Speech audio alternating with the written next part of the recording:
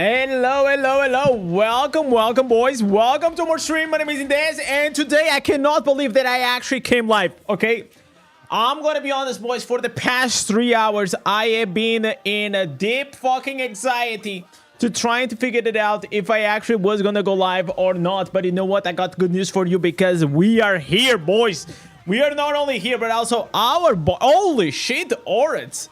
My boy Orit, it is here as well. How are you doing, man? I hope your lovely baby girl is doing well. Better than the last time we spoke, right? So I hope everything is going well, and I am certain that you're living the freaking life right now, and maybe sometimes some dark moments when you have to deal like with a little Barb going with the berserker rage. But listen, I'm glad that you are listen, honestly, we gotta thank Orat for fucking carrying the Diablo Immortal content while I have been gone, okay? Because outside of like Orat, like let's be honest, man, it is pretty fucking dry out there. Yo, what's up, Flamer? Welcome, Legacy. Welcome, Eric. Robin Grill as well.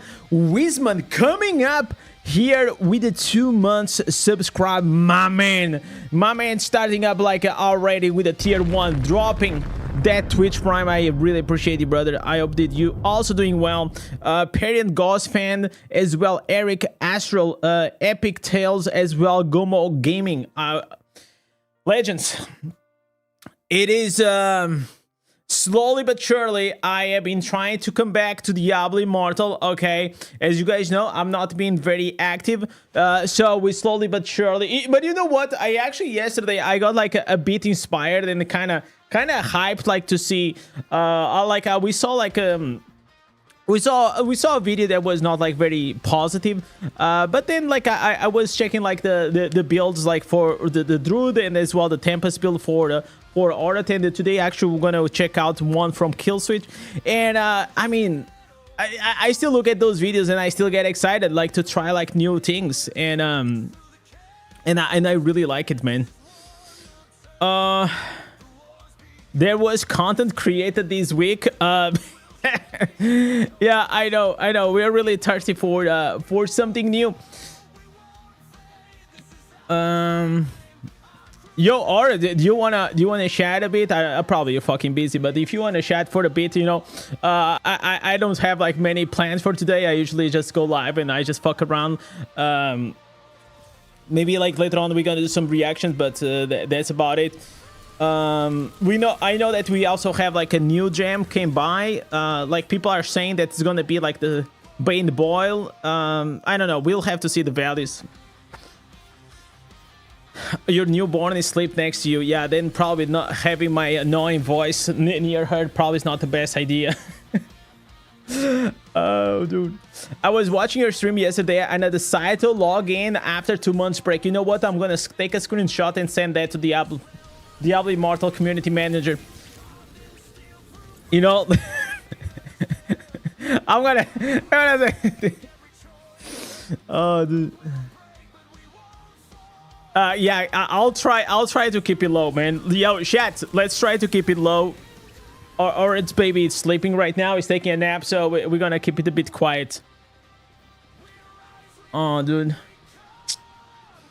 You're the reason that I keep playing, honestly. I mean, like, listen, bro, like, the amount of messages that I got and comments, like, in the past, like, 3 weeks, more specifically, people saying that, like, I don't know, honestly, if that's true or not.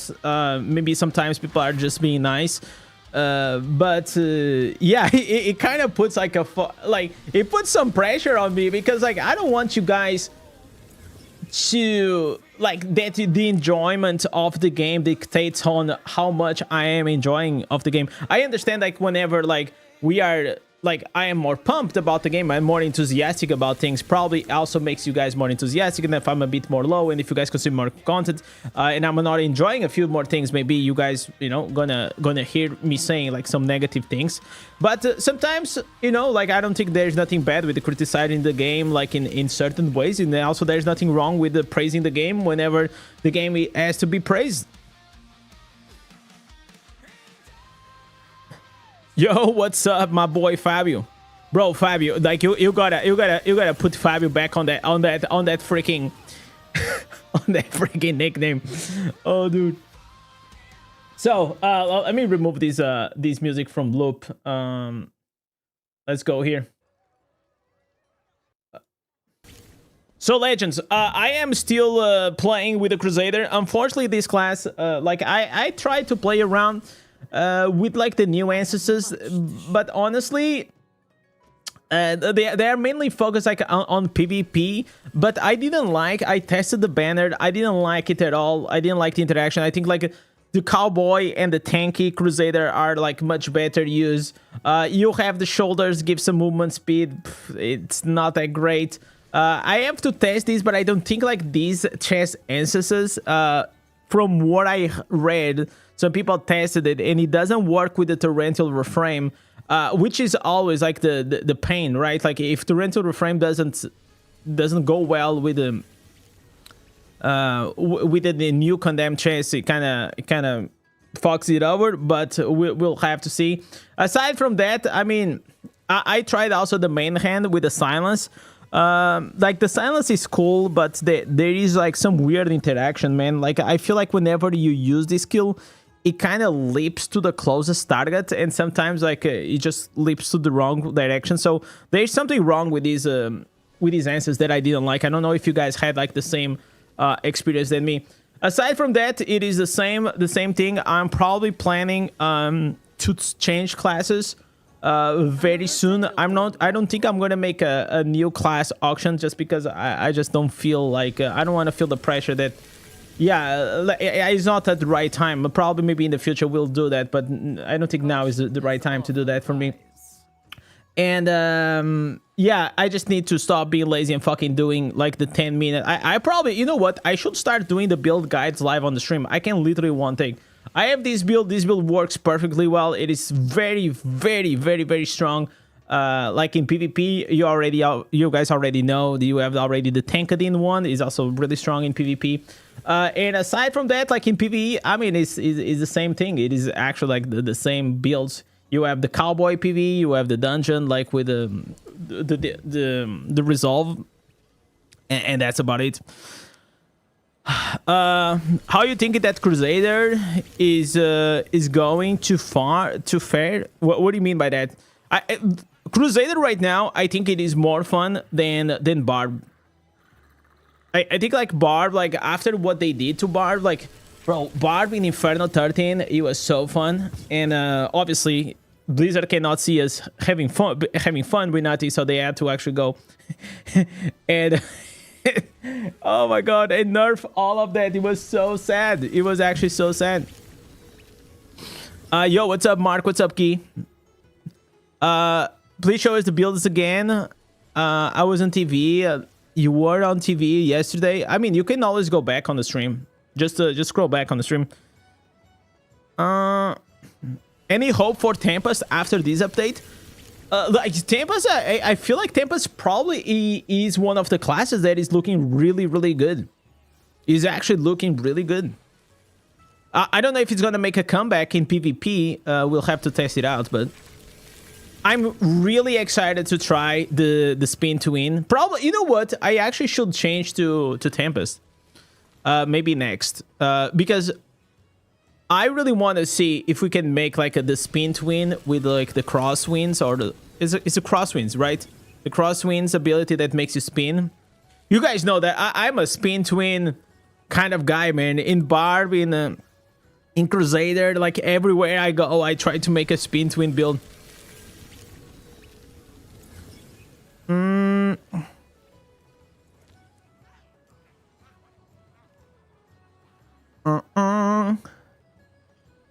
Have you talked about all these bosses skills and how they stack? I want to understand it. I have 5 equipped.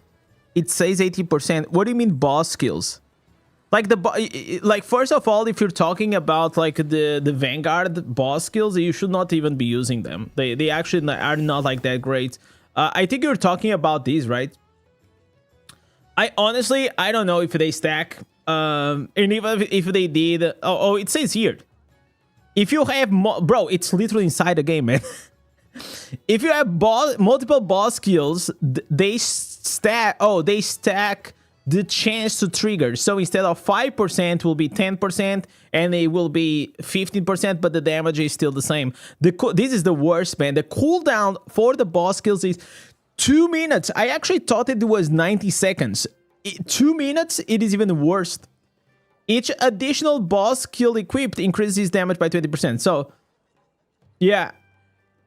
Yeah, stay away from it. Stay away from it.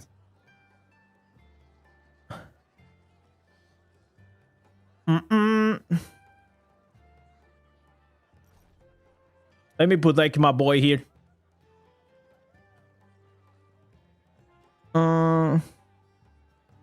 Yo, what's up, Gu? How are you doing? How was my break? I mean, my break was amazing, man. Like the vacations were really nice. And after I came from vacation, I mean, you guys already know. If you guys don't know what happened, literally, we got slapped with that like you know, annoying cosmetic updates, and yeah, it kind of was like, oh man, I took a break from the game and I came back, and like they just didn't sit well, like watching like that major update. So then I took another break from the game itself, and I've been taking care of about like a few things IRL.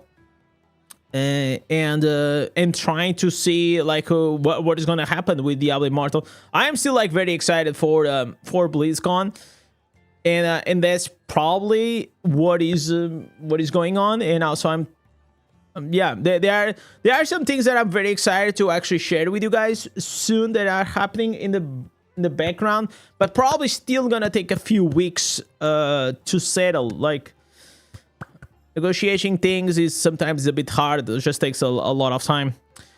Which is better for farming and for damage? Stag Druid build or the Warlock Hellflyer? I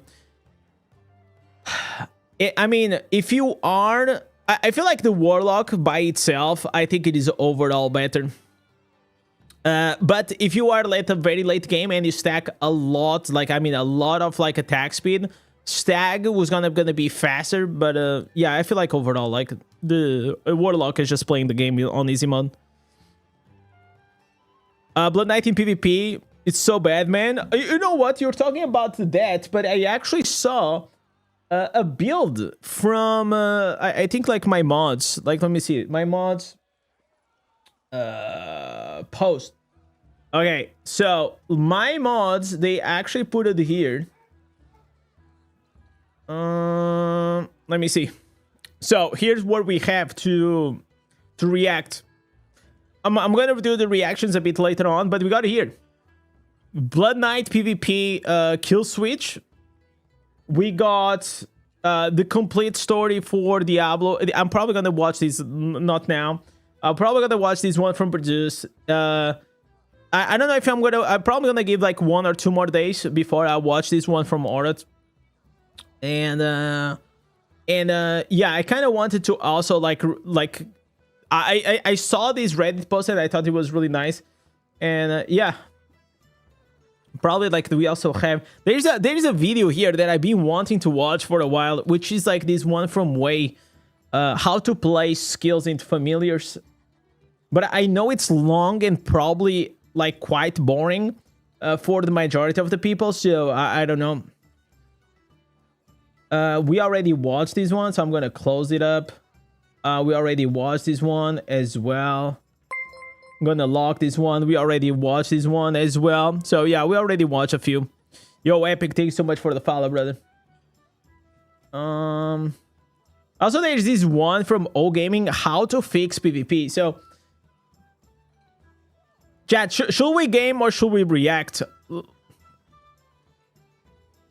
What do you guys want? What do you feel like to have? I could do like a few of my dailies, stuff because otherwise I keep forgetting, and then we dive into those things.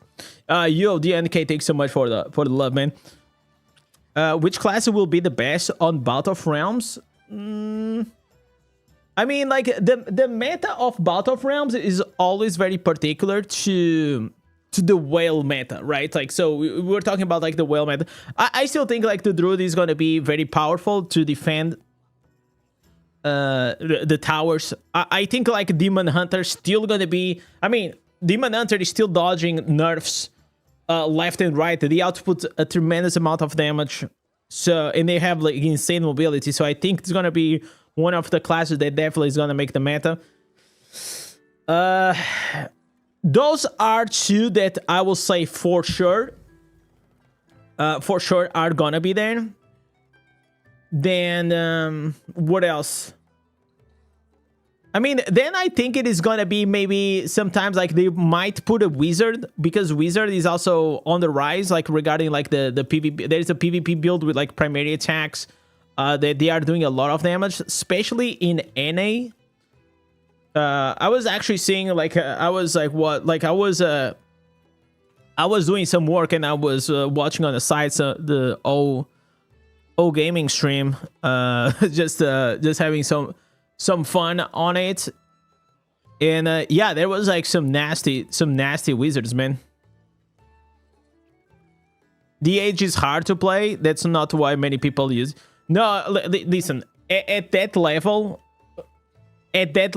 for Battle of Realms, like, I mean, maybe you're talking about the general like guy, but if you're talking about like the top 32 teams of Battle of Realms, these guys, not only they have like very heavy accounts, but they also know how to play really well. So like skill is not also an issue.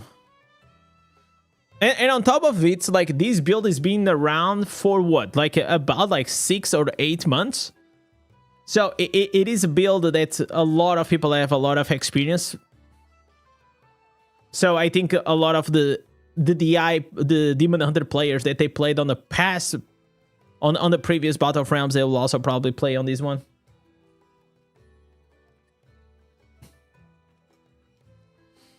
You try the same build from Kill Switch Boss. It is squishy. Yeah, that's like one of the problems that usually the Blood Knight has. Blood Knight, it is a class that really excels whenever you are a whale. I know that it is true for the majority of the classes. Obviously, like if you're a whale, all the classes are gonna perform better. But there are some classes that are slightly more, or it's classes slash builds, because sometimes it also depends on the build, that make it like a bit more free-to-play friendly, or at least low mid-spender friendly. Blood Knight, I'll say that 100% it is a class that usually it demands a lot of stats.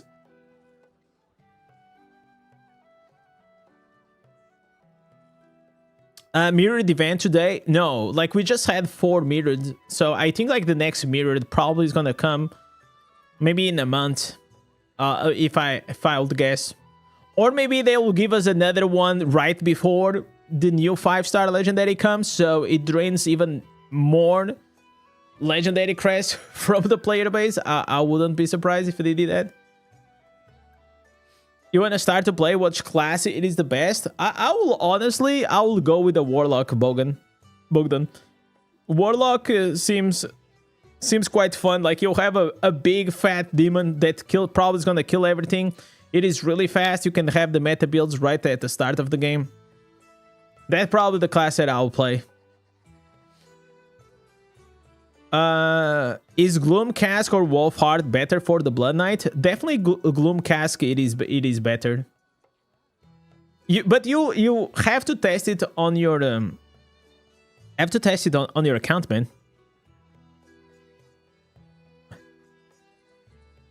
I'll say like I'll prefer the Gloom Cask over the Wolfheart.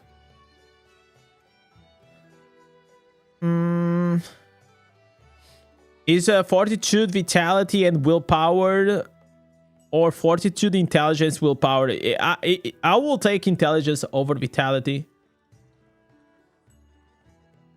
Vitality isn't really a stat that we go on this game. It's like that stat that's like, okay, if he has vitality, it is what it is. But in personal preference, fortitude, willpower, and intelligence or strength are the way to go.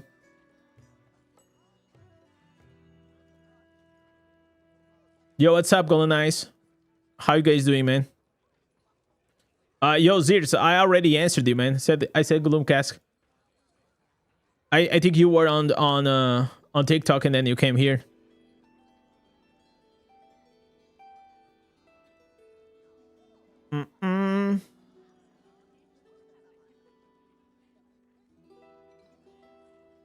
As a Bard player, it pains me when you say that it's time to change from Bard to Crusader. The problem is, like, actually Crusader is not even like the best option. I don't think it is the best option for Bard, because Crusader like demands like so many stats. Like, I think it works well on my account, but if you are starting the game, probably like Crusader is not really a good option. It's not a bad option as well, but it's not like ideal. Like, I can actually now, like, are you guys seeing the graphics improvement? I don't know, like, if on PC everything is already done, but I can see like some actually meaningful visual changes. I just wonder how much effort it went to this just to make the game slightly more pretty. I honestly, I don't think like the visuals were a big issue for Diablo Immortal. I mean, if it looks better, nice, but I don't think it was like a game-breaking deal. I never heard anyone saying like, "Oh my god, I'm gonna quit Diablo Immortal because it has bad graphics." Oh shit! 2 days in a row, Indez is back. I know, man, Michael. And you know what? I was so close to actually not coming.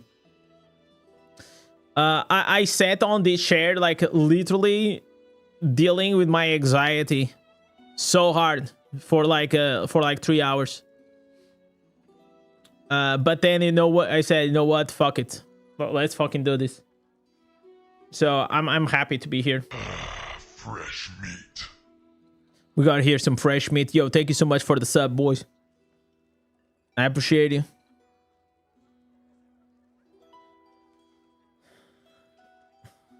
I mean, overall, like, I also miss you guys, you know?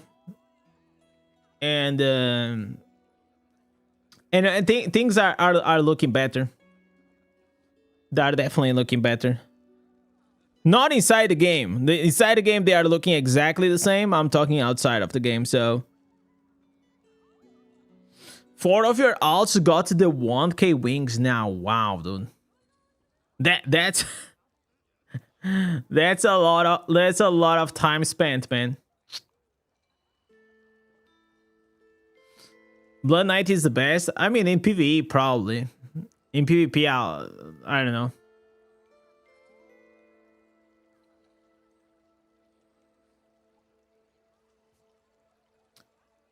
Can I see what? Can you see now the Blood Knight build from Kill Switch? I'll see it in a second. Because once I start doing the reaction, I'm probably gonna do them all in a row.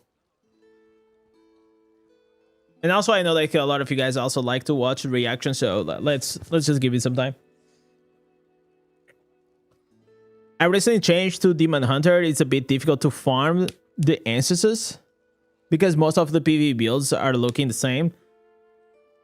I mean, you cannot like use the strafe, but it is fine. You just probably use some summons or something like that. If you are in a party of 4, it doesn't really matter. Like, usually I will advise to not like really auto farm alone.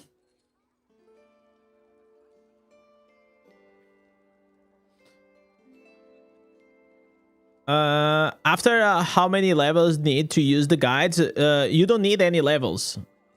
what you will need, Bogdan, is you're gonna need for the Warlock builds, you're gonna need the instances. So once you start unlocking the legendary gear, that gear comes with some powers.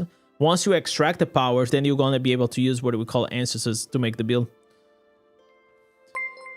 Yo, my boy freaking Sparky dropping the Twitch freaking Prime with the 3 months. Thank you so much, brother. Thank you. I appreciate you, man.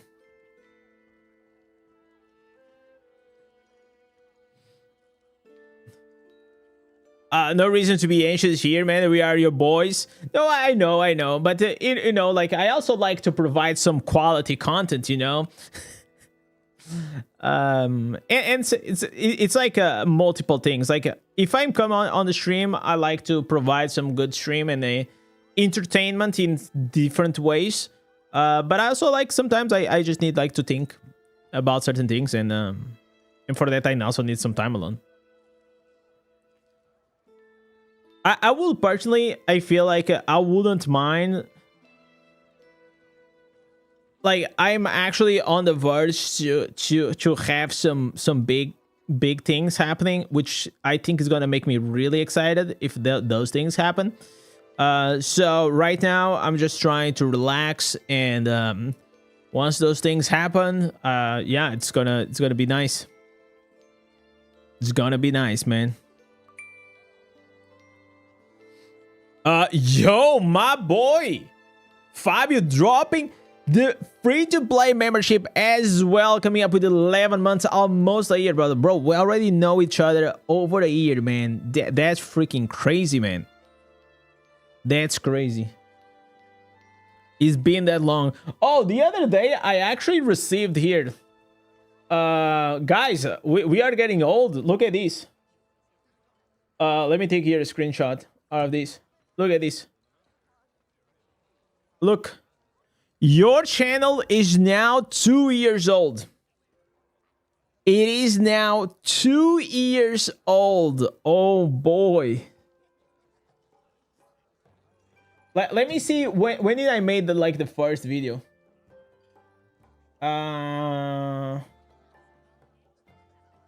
So yeah, the first video I made was on August 21. Jesus. August 21, 2024. My first video has 40,000 views. That's fucking insane. I think I honestly, I think I got lucky. Okay. It is always a multiplier of like many things, right? Like, I know that I had a banger of a build. I know that I made a really nice thumbnail and title. But at the end of the day, also, you kind of need a bit of luck, right? For the video to go like so viral. Then I also had Misery reacting to it. Then the Echo also reacted to it. Then there was like a bunch of creators that they reacted to it, and it had like this effect that and it's like the part that a lot of people don't understand. It's like actually reaction content brings way more awareness to your channel, that whenever maybe people don't know who you are, and then the next time that your videos or you is gonna appear on their feed, they go, oh, this is the guy that guy that I like, you know, watch these videos. So they probably are more likely to also start following you, because it's like whenever you have a seal of approval or like a recommendation, an easy recommendation from someone that you like, because there is always some friction to start watching a new creator, right? Yo, Sigurd, what's up, man? I thought he has been 3 years. No. Not 3 years, man. Not yet. I still feel like I'm still fairly new, man, to this YouTube thing, man. I honestly do.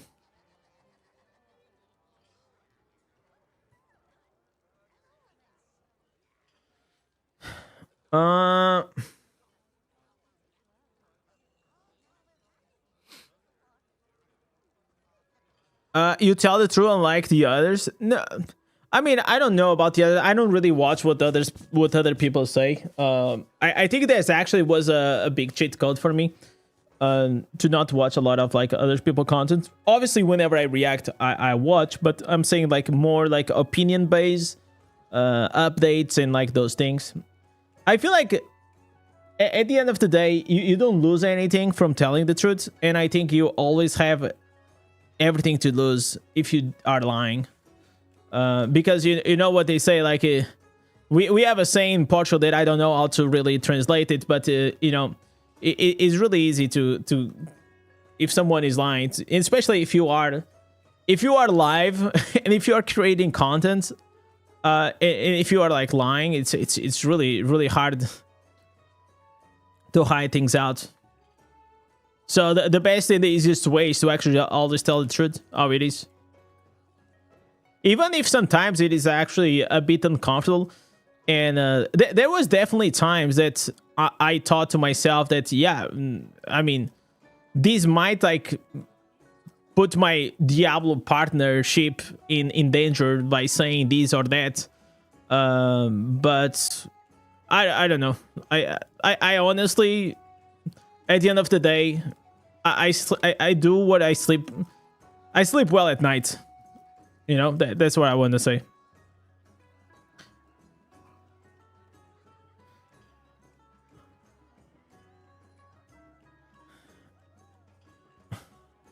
I've been a member for 18 months. Literally been here since... yeah, you've been almost like since... Because I didn't start streaming on day one. Okay? I didn't start streaming on day one. I created content for about like 1 month, and then I did my first stream, which was my birthday. My birthday, it is on September 29, and yeah, that was my first stream. My first stream was my was my birthday stream, which was like kind of freaking epic. I had a lot of fun. I know, because I even fucking cried on that stream, man. I mean, I think along like these 2 years, you guys already made me emotional a few times. Because like sometimes it's not easy, man. It's not easy. Like sometimes you get this overwhelming positivity coming from the other side. Like people support you out of like, and then you have to understand, like for me, like this is the weirdest fucking job, okay? Because like all of you guys probably know me better than I know you guys, right? It's just normal because you guys consume my content. So I don't really have an understanding of exactly to quantify how does my content affects you guys, you know, in a positive or negative way. I don't know how to quantify. I look at the numbers, but at some point, like numbers, they just become like so big. Like I got like 6 million impressions, like almost 1.5 million views. And it's just like the number is so overwhelming. Like there's so many people watching that's like it's hard. Men don't cry, they sweat from their eyes. True. Facts. My man. Yeah, sometimes I get a bit sweaty on the stream.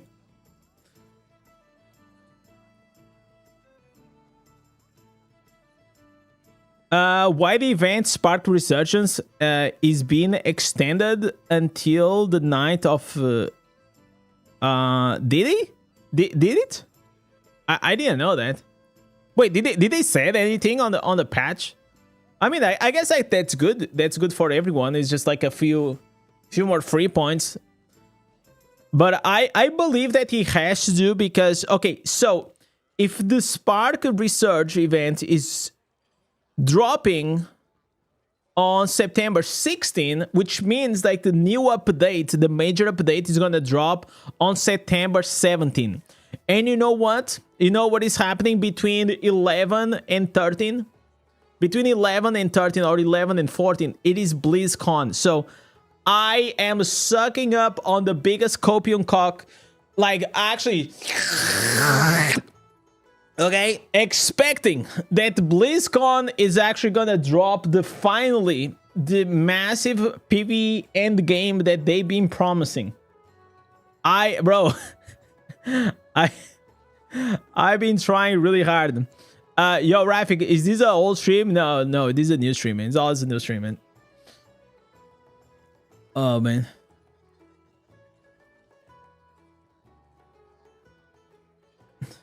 You create a build to help people in the comments. You're a legend. Yeah, I always reply to everybody. I mean, I try my best to reply. Like, usually I always reply once at least.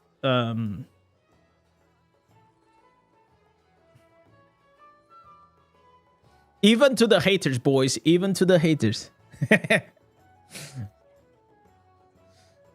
I want to go back to the game. Is it a good time in this? It will highly depends on whenever you quit.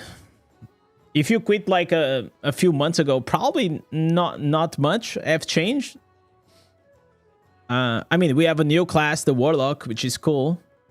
It's kind of broken.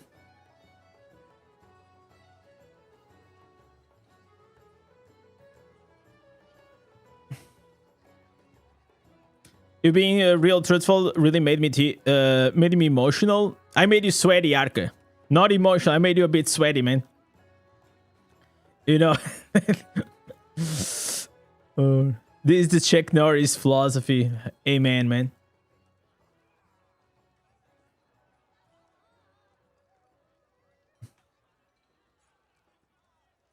Let me see. Do I even need to do the dungeons? Oh, I need to do one more. Okay. I'll do one dungeon and then we're gonna do like the reaction.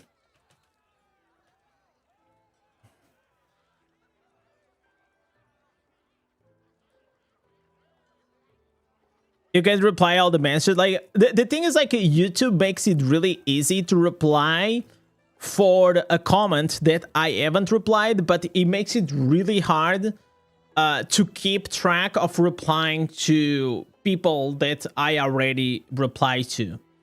So it makes it like really hard for me to reply to a person. It's way easier for me to, and that's why it's so much easier for me to reply to whenever you guys, whenever it's just like a new comment. You know what is the literally the worst platform to keep track of like conversations? It is Discord. Discord is horrible. It is legit horrible. Like, it is so bad. I still don't understand why Discord doesn't allow you to create like different DM groups. You know?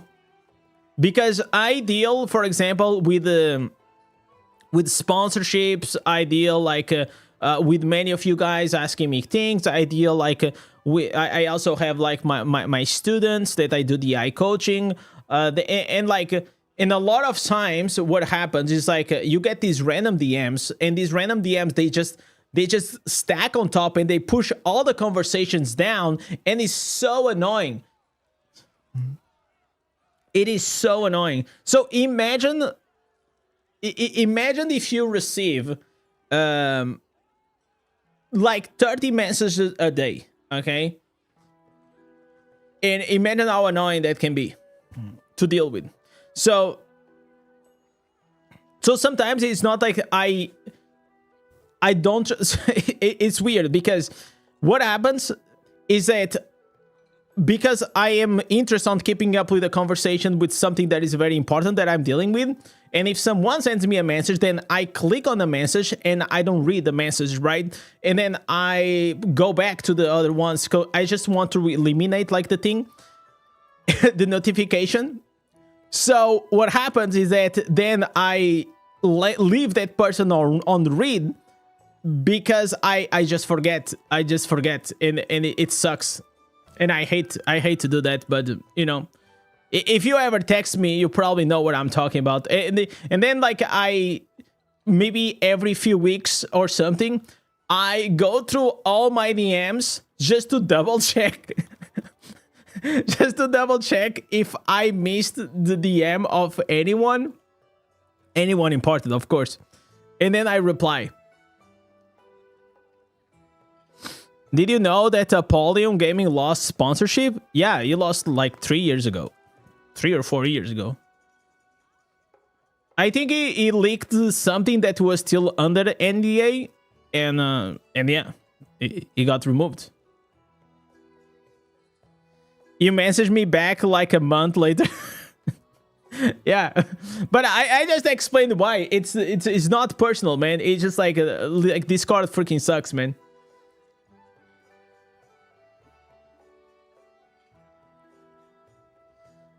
Have you been getting flooded on the Discord with the DM from fake females?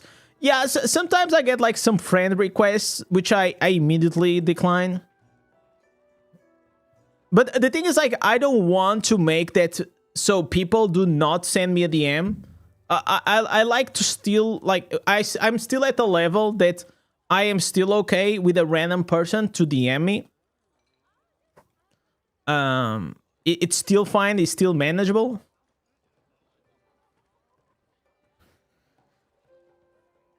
But they are like definitely like most creators that they grow to a certain part, then they just block the ability for you to send them a DM. Okay, why am I doing dungeons, man? Like I click the. Okay, I don't actually. I need to do dungeons because I need Inferno 14 gear. But we're probably gonna do something else very soon. Indez, you're a beautiful man. No, Jason, you are a beautiful man, man. You only needed one run. I know. The problem. Listen, guys, it's the chat. You guys are the guilty ones because I just start speaking. Listen, I have how many dungeons do you guys think I already ran on the streams?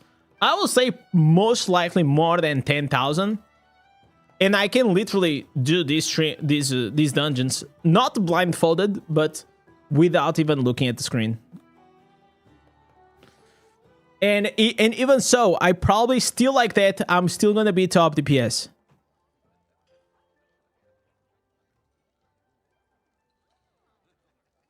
Witcher 3 remastered for free. Let's freaking go. Game is good now. I mean, the game was always good, but it depends.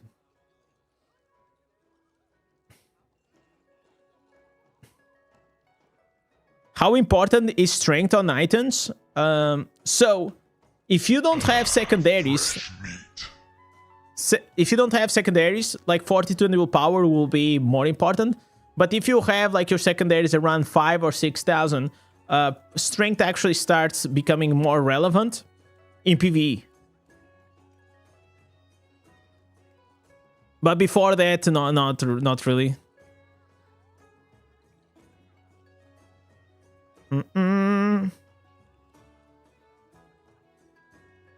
Okay, you guys don't have like game sound. Oh my god.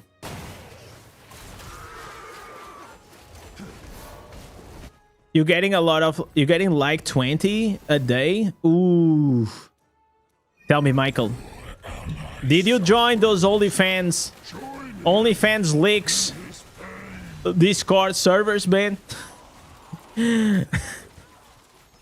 Yeah, sometimes what happens, like you end up like getting like your username or your email ends up like in these database, you know, that they get leaked and things like that. And then what's gonna happen is just gonna get spam.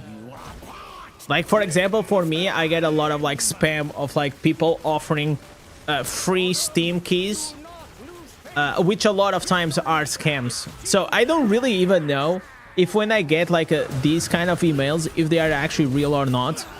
So I'll say 100% of the times I just delete immediately. Yes, but it will not hold. The prime evil spirit is straining at. How do you play on the phone? I just download it from the App Store. Alright, so this is done, boys. Alright. This is done. Claim. Give me the goodies. Another legendary crest, boys. Give me that. Did you do the mirrors pull? Yeah, I got trash, man. I got the sweeping bile. I was having a good stream, man. You don't have to remember me about the bad memories. I'm just joking. Do people get away from buying platinum? I mean, some people get away, some people get caught. It's like buying drugs on the street. You know what I'm saying? I guess it will depend. But I have no idea, man. Nothing of interest. I know definitely people that already got banned, but I also know people that have been doing that for years and they never got caught, so I guess just the way it goes, man. So it's like everything. It's gonna be worth to do illegal stuff until the day it's not, right?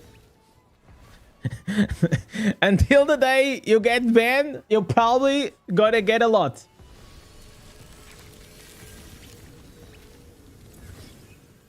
I mean, the cheap plat in the world chat. Yeah, I'm talking about that. Yeah, we're talking about that. I mean, you have to understand, guys. If they are spamming, it's because people are buying, right? That's just how it is. If people didn't buy, they'll be out of business, so they will not be spamming.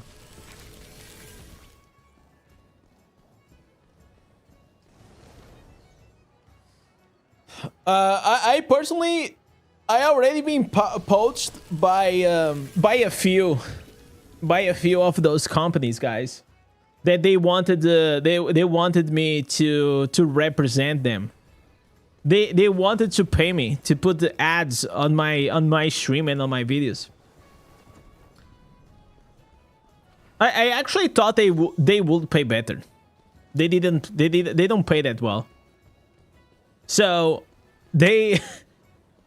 so there was the first deal was they were gonna pay me like a flat fee, which was like, I don't know, like $1,000 or something per month, which is obviously nonsense. And then the other one was I don't get paid anything, but I get a commission. So if you guys use like my code or something like that, like I'll receive like some commission. To be fair, Blizzard, where is our creator code, man? But if I was not a DI partner, I think like a lot of DI partners, they are like, you know what? If I was not a DI partner and I am fucking shameless, like a lot of them, they will probably pull the trigger on that. You know? That's just how it is. That's just how it is.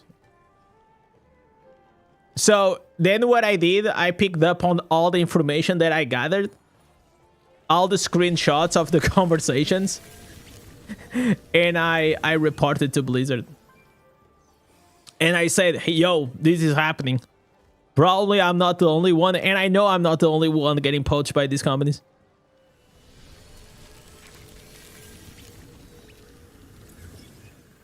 How are my charms? Oh, my charm is great, man. Like, look at this. It's insane. It's insane.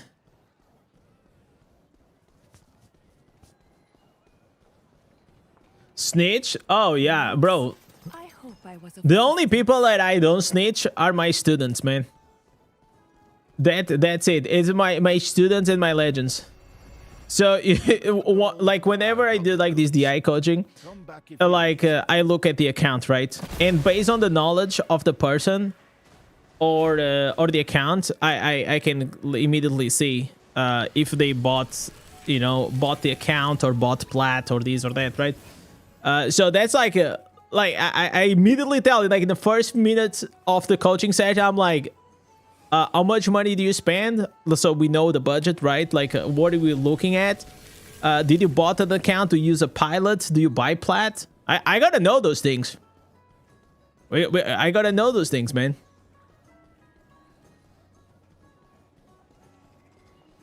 But I'm not gonna snitch on my boys, of course, but My knowledge.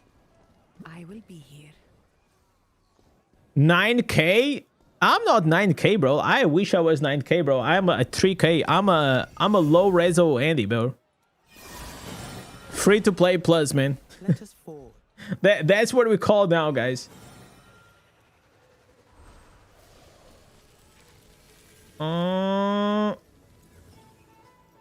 Okay, trash. Nothing good.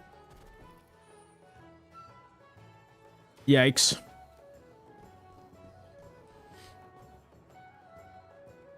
What ranked Zayder in PvP right now? I will say like Zayder is a solid A tier, man. Solid A tier. Absolutely. Maybe A minus. Maybe A minus. I'll say like Barb is probably B tier. Man, we should do a tier list, man. But you know what? I cannot do a tier list like super accurate right now because I'm not been playing the game as much. I mean, I am legend rank and all these things, but what class is S tier at the moment? I mean, obviously Warlock. Overall in the game, I think the best class is Warlock right now. Is godly in PvP, and after the nerf, it's still gonna be godly. Still gonna be good. And then what else? Use that well, I think Demon Hunter it is probably like also S tier. I think Warlock and Demon Hunter are probably the best classes right now in PvP. In PvE, I think like there are like many good ones. I think as long as you're fast, you're gonna be good. Is it worth it to buy Bottle Hope for Zayder, or there are the better options? I think nowadays there are better options.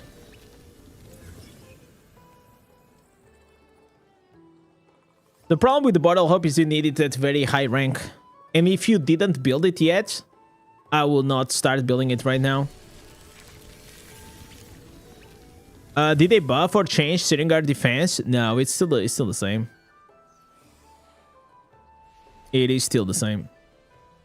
I still do it to the weekly one. To farm like these Sitting Guard gifts. Like look at me, I'm collecting chests, man. I'm already preparing for the new class. I'm already ready for the new class, guys. Look at this. Whenever the new class drops, I'm already stacking up for it. I keep hoarding these things. Usually I save them for like emergency cases, you know. If I really need something, I'll probably do it. Okay, so I did Shard Storm. I did my bounties. I did like the... Okay, I did this. I guess... Oh, wait. Shall I weekly cap? Chat, maybe we should weekly cap and then I don't have to care about this any longer, right? I know what. I will weekly cap tomorrow. We still have one day. It's fine. Tomorrow I'll do like the bounties and things and it's gonna be fine. Yo, Rek, what's up, man? By the way, what new class should come? I actually have no freaking idea. I think that what they will do... I think they will bring a new class. I think they will bring an actual new class. But what I mean by new class, a class that doesn't exist in any Diablo world. But I mean, they already did that with the Warlock, because the Warlock was only in the World of Warcraft, not really here.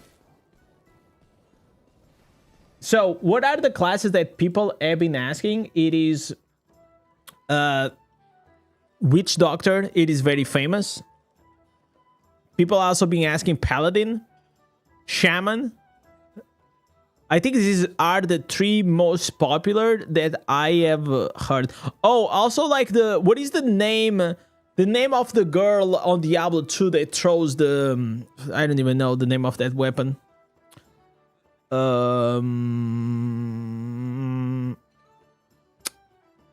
Fuck.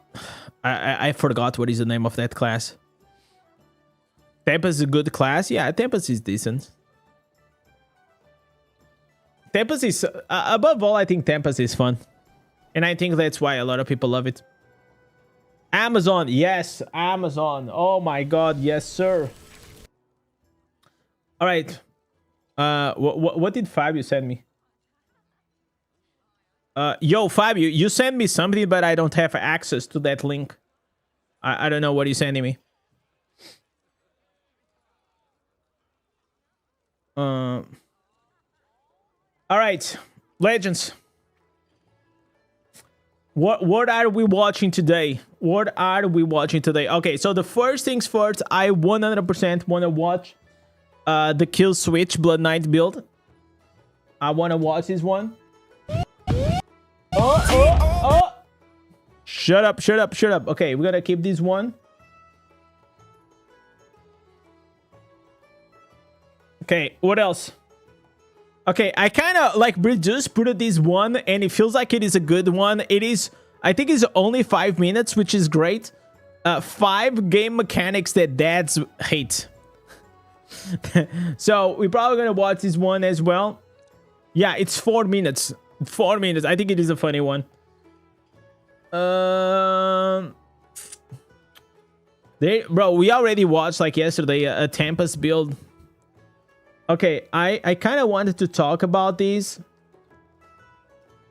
I kind of wanted to talk about these. Probably we'll talk a bit later on. So there is... Okay, we already Blood Knight. Having another Blood Knight, I don't think it's good. But these like the shocking. I've really been wanting to watch. This is actually, you know what? I look at this video, Zero Resonance DPS experiment, and I was like, man, this like the concept of this idea as a video was actually really good. And I looked at it, I was like, man, I should have thought about that. Paladin is like a Zayder. Yeah, it's similar to a Zayder, but a bit different. You know what? Probably gonna go with Wizards. It's been a while. Oh, bro, this is like a 32 minutes video. Wow. Jesus. Bro, this is a lot. Holy shit. Okay, listen, is there any wizard? Listen, I don't think we're gonna watch the whole thing. These are too many builds.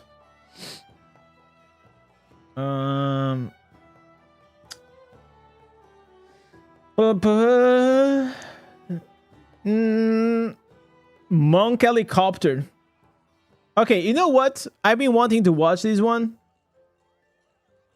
Here's a step-by-step guide how to fix the PvP for everyone. Did you see that daily patron died? Okay, I gotta see his face because I don't even know who he is. Oh, listen, I am too young to know who's that lady, man. No, I don't know. I don't even know who she is.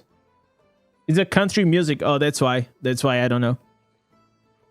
Maybe I know her songs. Probably I know her songs. Hey, guys. All right. Oh my god, a 20 minutes video as well. Holy moly. All right. Chat. We're gonna start here. We're gonna digest here. This is gonna be the Blood Knight PvP build. I will warn you guys that this most likely it is gonna be mainly for whales, but we'll have to see. Let me stop you. All right, legends, as you guys been asking a lot for PvP Blood Knight builds, we have here our boy Kill Switch coming with a new one. Let's go and check this out.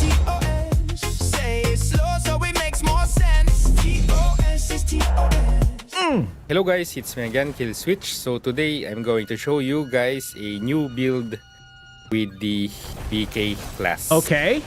So this build is Oh, he's using the Wave of Blood. Koslowski and Madam B from Southeast Asia. Apparently this is the meta build there.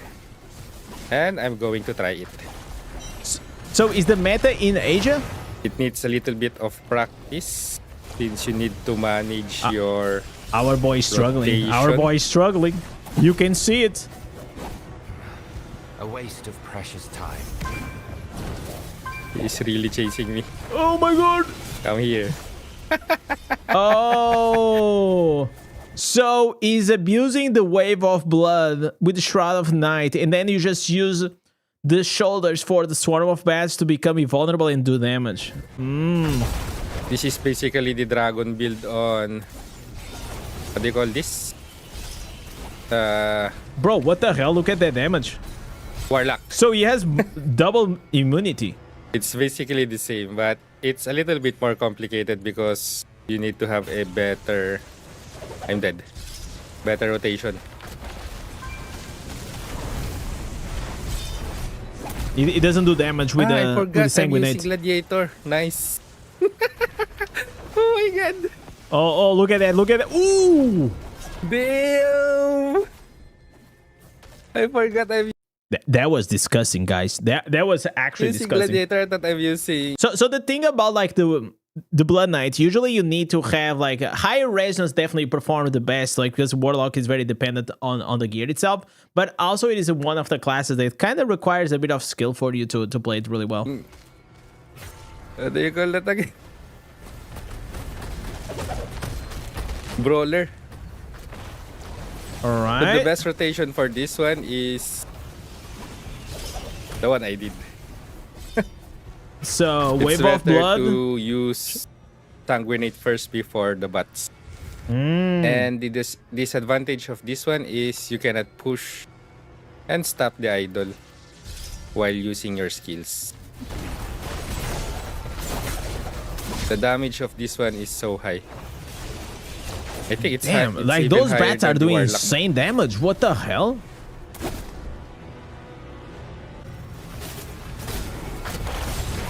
But you can survive more and better on Warlock Oh, look at that. because you have heal.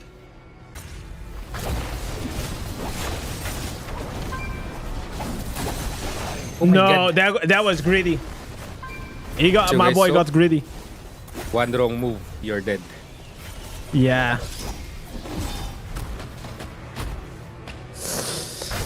Definitely you need some fingers for this one. And you need to have also a lot of like cooldown reductions. I think it's even better if you go high potency with this one. Yeah, because of the dots though. It can be very annoying though.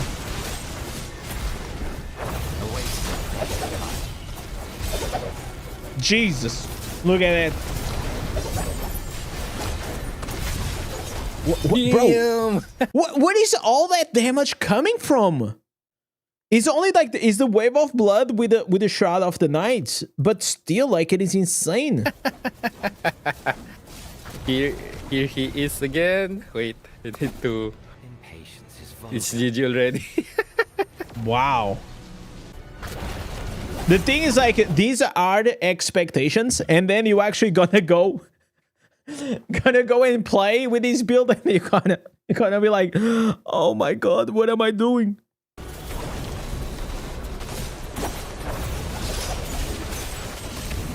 GG, let's go. I mean, also he had a very easy matchup. Like literally they touch them with a Wave of Blood and they drop like a fly. Very easy build to use, but you need some warm up.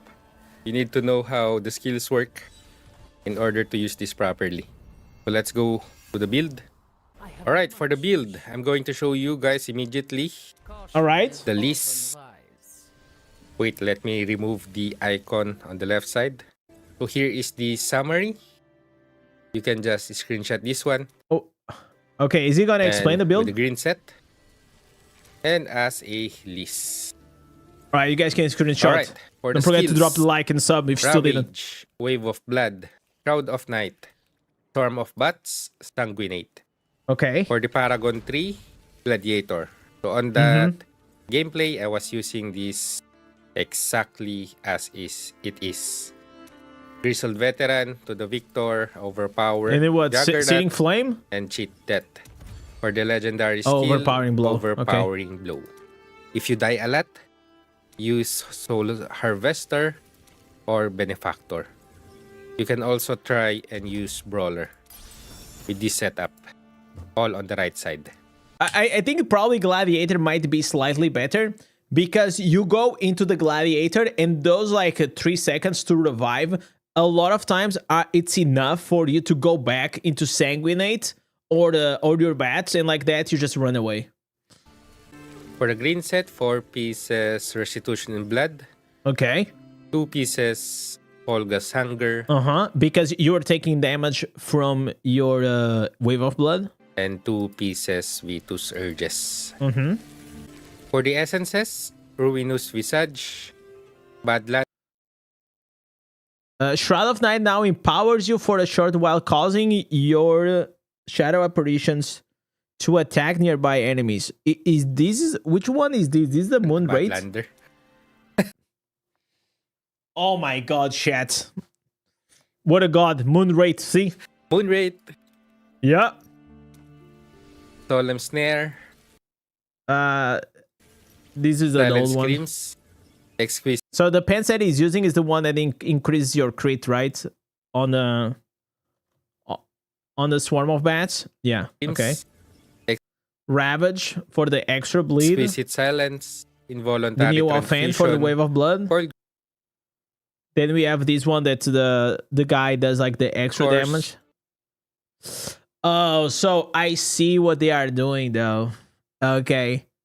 So they are doing the thing that people found out, that the eligible of hearts together with this the other main hand, whenever you have like the double shadows proccing like this extra double damage, it just does a tremendous amount of damage. And also Ravage does like this AoE which can hit like multiple targets, which is and nice. Elegy of the Heart.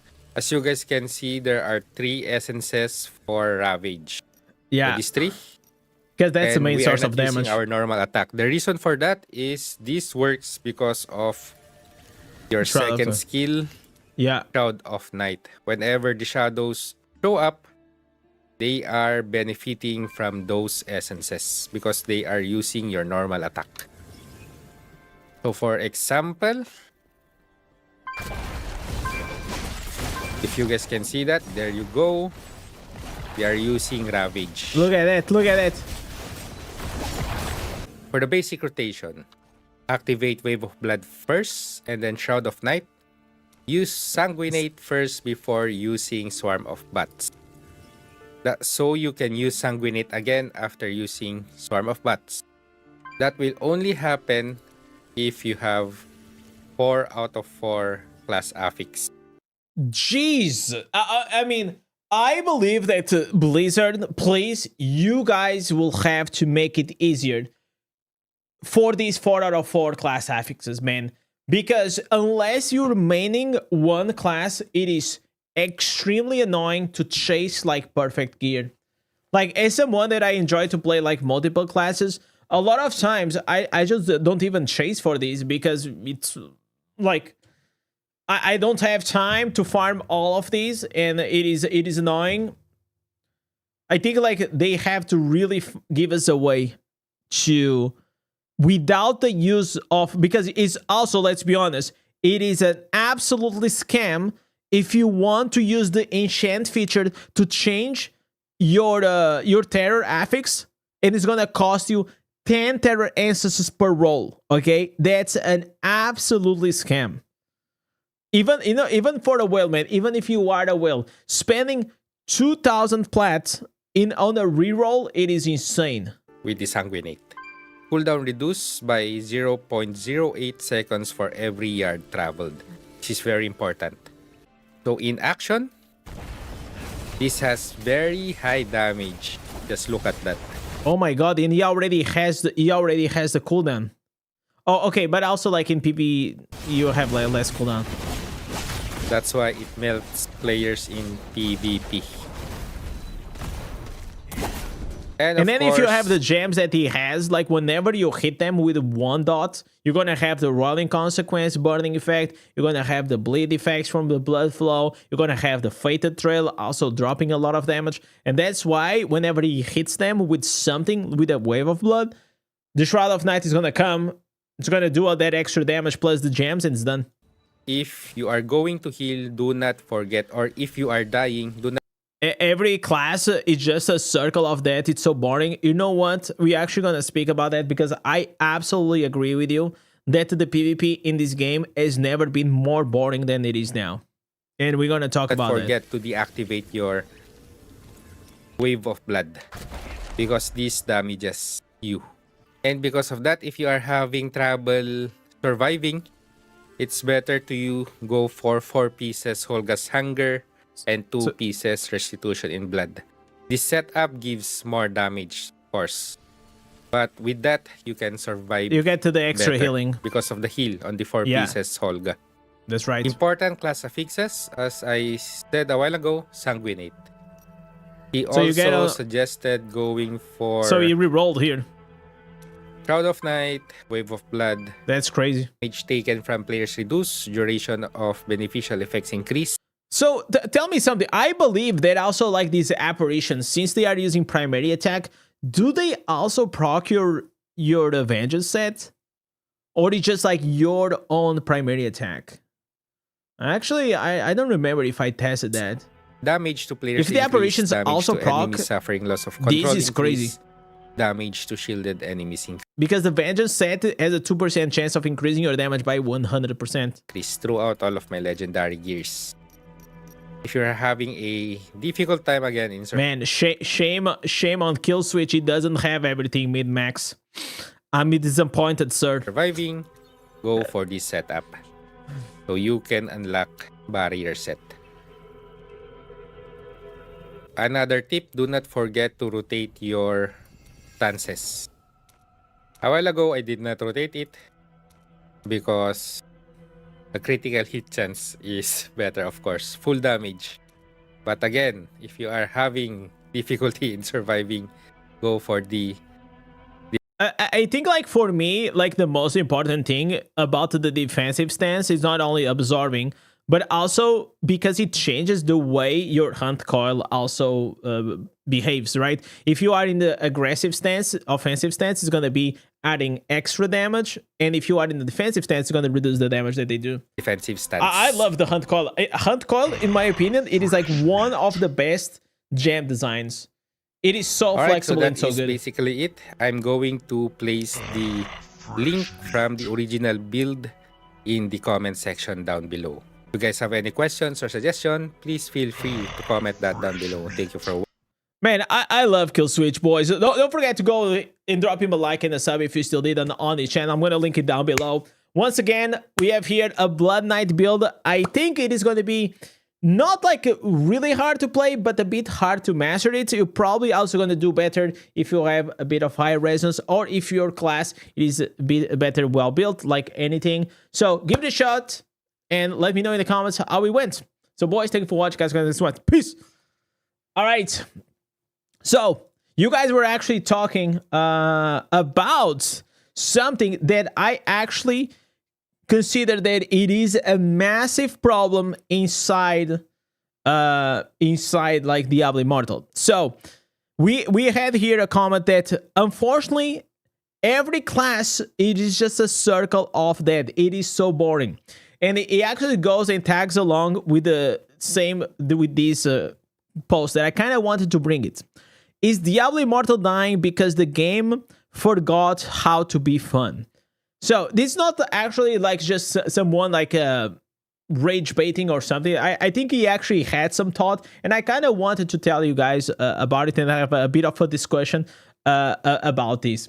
So honestly, I think that Diablo Immortal is clearly losing the momentum. I think a big part of the problem is simply we are not getting meaningful new content anymore. This is something that I already been telling for a while. You guys already know. A lot of like the new updates are more of the same things, like new powers, new instances, like new cosmetics. But personally, for me, that's not considered really new content, because at the end of the day, you're going to change the way you look or change the way you are playing your character, become a bit stronger because you're changing to more powerful legendary gems, but you are still doing the same type of content.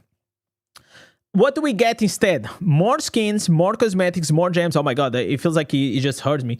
More temporarily power systems designed to push people into spending. Then another overpowered gem or build comes along, people spend to catch up, and a few weeks later, something else becomes a new meta. So these will actually always happen in mobile games and in games that work like in seasons. It's called power creep, and it happens like in games that you have to collect like heroes or weapons, or in this case, Diablo Immortal is going to be legendary gems. I will say, like, in my opinion, the best thing that you guys can actually do, it is to always try to focus, especially on checking, is this a legendary gem that actually I can have it for a very long time. So there are the gems that are clearly not even S tier, and they tend to be quite niche. So on those cases, just make sure, like, what kind of player are you? Are you a low spender? Are you a free to play? If you are these two type of players, you should only invest your resources on absolutely S tiered gems all across the game. Either it's in PvE or PvP, you want to be able to play both. If you are the heavy spender, I mean, you have more options. You can literally pull for any 5-star, and then you can then adjust as accordingly. And maybe you are a bit more immune to the power creep. But I feel like even spenders, after a while, and maybe after a few months or a few years, they also start getting tired of like pulling for the next broken 5-star, right? But then it says here, but what is the actual evolution of the game?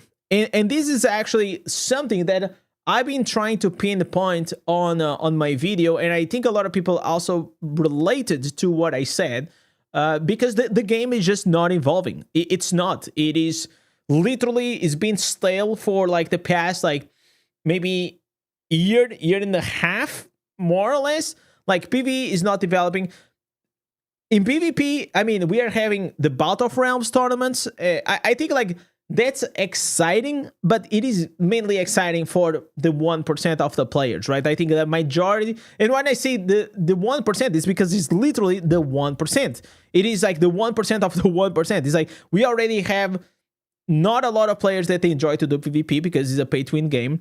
But then the Battle of Realms, it is for the 1% of those 1% of players that already enjoy to do PvP in a hardcore way. And it says that for me, the biggest missed opportunity it is in PvP. I actually believe that the biggest missed opportunity as a Diablo game in the Diablo franchise, I believe that the biggest missed opportunity that this game has, it is to not bank on PvE. I know that PvP is also really important, and I am a PvP player, okay? I've been playing PvP since I was a child, man. I was like, I played WoW Arenas for most of my times. Like, I truly love PvP, okay? But I believe that at this stage right now, PvP is definitely way better than PvE. And whenever you have a new player joining into Diablo Immortal, most of the times, the expectation that they come is that they are gonna play a Diablo 2, 3, or 4 game Diablo on the mobile device. You know, I think that's more or less the expectation that they have. And then over time, I feel like the game does a very poor job at actually making them feel like like they're just gonna shove like PvP on their faces, right? And if you're someone that you don't enjoy the PvP and you just wanted to do like some grindy and interesting experience, I don't think that Diablo Immortal has that kind of depth in terms of PvE. But I also agree, like the PvP, there's also more ways that we can expand and make it better and all these things. So let's see what he actually has to say.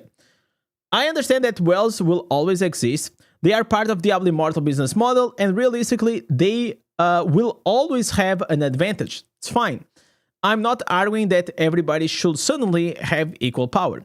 The problem with the PvP itself has become boring. And now here we're gonna circle back to how we started about like this circle of deaths and AoEs. Everything happens too fast. There are too many effects, too many sources of damage, too many skills, too many gems, too many buffs, too many intensifying attributes and multipliers happening simultaneous. You enter a fight and in half of the time, you just activate everything, which means you activate your buffs, you dump all of your skills, you explode wherever it was in front of you, you die, or you get deleted. This is absolutely true. I am pretty sure that you guys can actually go to a video of mine criticize, like giving positive, constructive feedback about PvP. And one of the things that I said is that more and more, and this was like a year ago, more and more PvP is becoming PvE.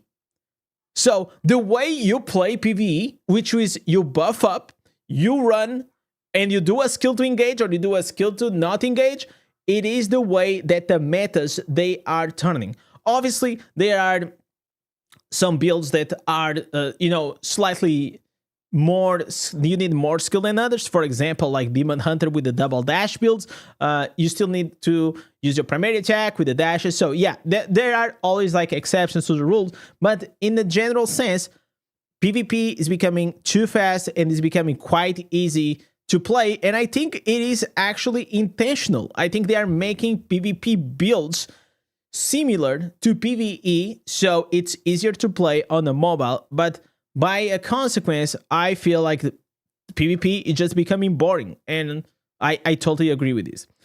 So, where is the strategy? There is barely anything meaningful engagement anymore. No real decision making when when to commit, when to disengage, when to hold your cooldowns, when to bait an enemy, when to retreat, how to coordinate your team. So there is obviously, oh my god, what the hell?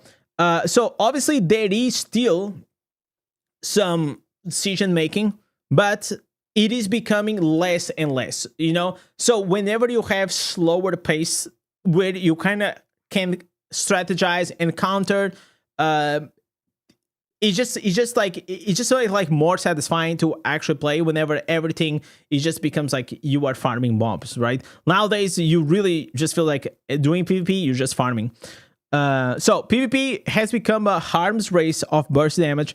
Every time a new OP build appears, people migrate to it, then another one appears, the cycle continues. And this also creates another massive problem in the PvP, which is meta chasers, and you cannot avoid, and you will not avoid. It is normal that whenever someone is stronger, that the players are gonna gravitate to playing the next stronger thing. It is the same that whenever a new character comes in other video games, they will also pull for it and start using that character because he's the strongest. So I think it's really hard for you to blame on the players to just change to the like why you, because also at the same time, why should I be playing with a build or a class that is doing like extremely poorly in PvP?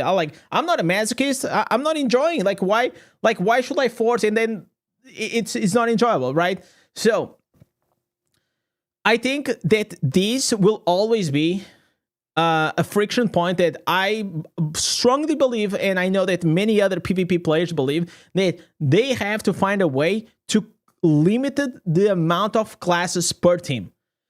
I am now legend rank, and what happens in the past few seasons, once I get to legend rank, and many of you guys maybe relate to me, you get to legend rank, you get your 10 legendary crests, you get normal gems, and as well the reforged stones, because they are still very scarce resources to get. And afterwards, you just kind of disconnect a bit from PvP, right? Because it's not as enjoyable. Like, also you don't have nothing to really pursue. Like, I am multiple times rank 1. In after like I think the second or the third time that I was rank 1, I look at myself like, bro, I got better things to do with my time. I don't get like a fancy cloak. I don't get like a title. I don't get a mount. I don't get like these things that back in the day, like in World of Warcraft, people would chase really hard to become gladiator. Like, if you were really good at the game in PvP, you will get like this gladiator title, which was really nice. So I think like battlegrounds are struggling, are definitely struggling on that. At some point, that's just exhausting. What I think the game desperately needs is a completely rethink on the pacing of PvP. Reduce the amount of everything. Less damage, longer cooldowns, fewer overlapping effects, more readable fights, more time to react, more meaningful decisions, more opportunities to engage and disengage, and more tactical gameplay. So I agree with this, but there's also like a factor that happens is whenever they actually reduce the damage that the players they do, what is the consequence, chat? What does he actually happen? What does he actually happen? Whales, they become way stronger. So a whale, a tanky whale, like a bear, for example, becomes almost unkillable. Like literally legit unkillable. So whenever you reduce the damage inside Battleground, the immediately consequence is that tanky classes are gonna rise to the top because now they are gonna become unkillable. That's what happens. Unless it's whales versus whales, even between the whales versus whales, if there is not enough damage, that will always tend to happen. So if you want to reduce the damage, you also have to reduce the tankiness of certain of these builds, okay? And you probably can do that by just putting like longer cooldowns. Longer cooldowns maybe is gonna make like maybe bear a bit less tanky, or like even Crusader, man. I got legend with the Crusader. Crusader is disgusting right now. I love it. So maybe they will even experiment with a separate game mode, like slow PvP mode. This will never happen. Listen, there are not enough players, in my opinion, to create like different things, but I believe what he's trying to do is like the same way as they created the Chaos Convoy. Maybe they could also create like a not Chaos Convoy, right? Which is the completely opposite. Instead of like giving us even more powers to make more ridiculous, like start like swinging like the freaking like Crusader thing at like 300 attack speed, 300,000. You actually do the reverse, and you just can try and test it out if it works, and if you're actually gonna make it more enjoyable, or is it actually gonna make it like more boring, right? So I feel like his solution might be something that I think that Diablo Immortal could actually explore. I don't think that Diablo Immortal needs to get rid of the whales, of course not. But I think the game needs to stop designing PvP around the idea that more damage, more effects, more power, and faster kills automatically make the game more exciting. This has to do also like with a power progression inside the games. Like the game now is 40 years, and you are adding like you keep adding like these systems and like more combat rating and stats and this and that, and people tend to progressively get stronger. Like I remember whenever I first started to play the game like 2 years ago, right? It was really hard to make to do 1 billion damage, bro. Now, like people are doing like 5, 6, 8 billion damage. It's insane. So the scaling is just like completely off the charts, and that majorly has to do with also as well how more powerful and stronger also like 5-star legendary gems and 1-stars and 2-stars are in the game. So for me, making more damage, more effects is actually doing the opposite. So it's making the PvP less fun.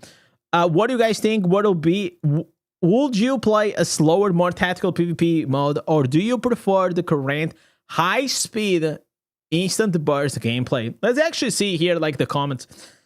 The AI isn't a esports. Like, obviously, I don't think it will ever be a esports, but you can still, like, make it, like, more enjoyable, of course. The thing is, like, a lot of times, like, Reddit doesn't help with the comments, because I think this is actually, this guy put some thought, and most of the comments, like, I stopped PvPing because there are too many CC effects. Do you guys think, like, crowd control, it is still like a massive problem? I think, like, they actually got reduced significantly. I think, like, probably like a year ago, CC was a huge problem. I think, like, majority of the classes nowadays are running with some source of immunity to CC, so I think that's kind of solved in a way. And on top of that, you also have, like, that CC immunity that if you are CC for, like, if you get, like, hit by 3 or 4 CCs for, like, a X amount of seconds, then you are immune to CC completely for the few seconds. Personally, I love PvP, but I can feel myself about to quit the game again. The top content is locked in for the pay to win, getting boring. I feel like this is the major issue. Aside from PvP, PvE, matchmaking, this and that, I feel like Diablo Immortal really needs something exciting in the game. Because everywhere I go, okay, I get, like, the general sense, boring comes very often, and I think, like, it's a consequence about playing a game maybe for far too long. Maybe we were not supposed to be playing Diablo Immortal for these years, but it happens. I feel like after your first year, everything gets very drastically boring afterwards, right? The game feels more dead now than usual since the Warlock broke the PvP. Yeah, I don't think, like, the Warlock made PvP better, but I mean, like, I think the only option is probably to remove the Soul Gorger, right? But they are not gonna do that. The whole point of any PvP game is to have internal cycle and recycling of content, well spending and constantly replenish with the new players. Through heavy ads and casino mechanics to spend decent amounts of money early on and then quit. This is actually true. Like, a lot of, like, these games, they don't really care as much about, like, the veteran experience, like the players that actually been here for a long time. They care more about, like, new players acquisition, because they are probably the ones that are going to be more excited to actually spend, like, that quick money very rapidly. There are a few exceptions. There are a few games they actually balance these, like, very well. I don't think Diablo Immortal, it is 100% one of them. I think they don't do this very well. And the thing is that also they try to put, like, so much money into try to acquire more new players, but also, like, the new player experience and the catch-up mechanic systems, like, they are in existence. So I think there's also another big problem that you can acquire them as much as you want, but you're probably not gonna retain the majority of the new players that you just spend, like, probably millions of dollars acquiring.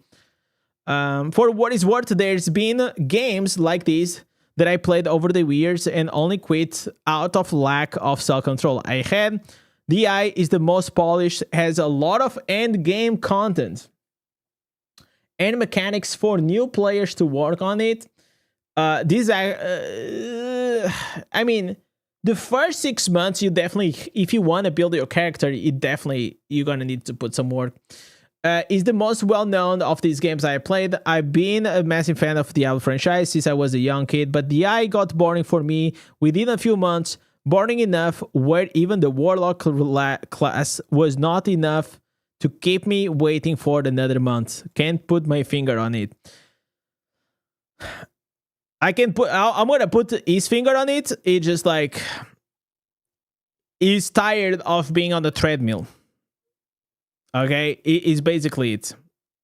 No, I think like is a Blizzard employee. No, I don't think so. I think like I understand where he's coming from, because if you also see from a new player, like this guy didn't play for years, but even so, after a few months, you know, like he saw all the end game things and mechanics that you have to chase.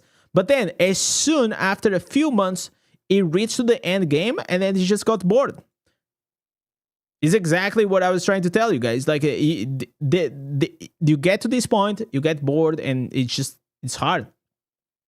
I still enjoy the game. Like, what does it matter? Like this guy put in like 30 minutes effort, and this guy, oh, I still enjoy the game. Okay, good man, good. You know what? I actually envy this guy.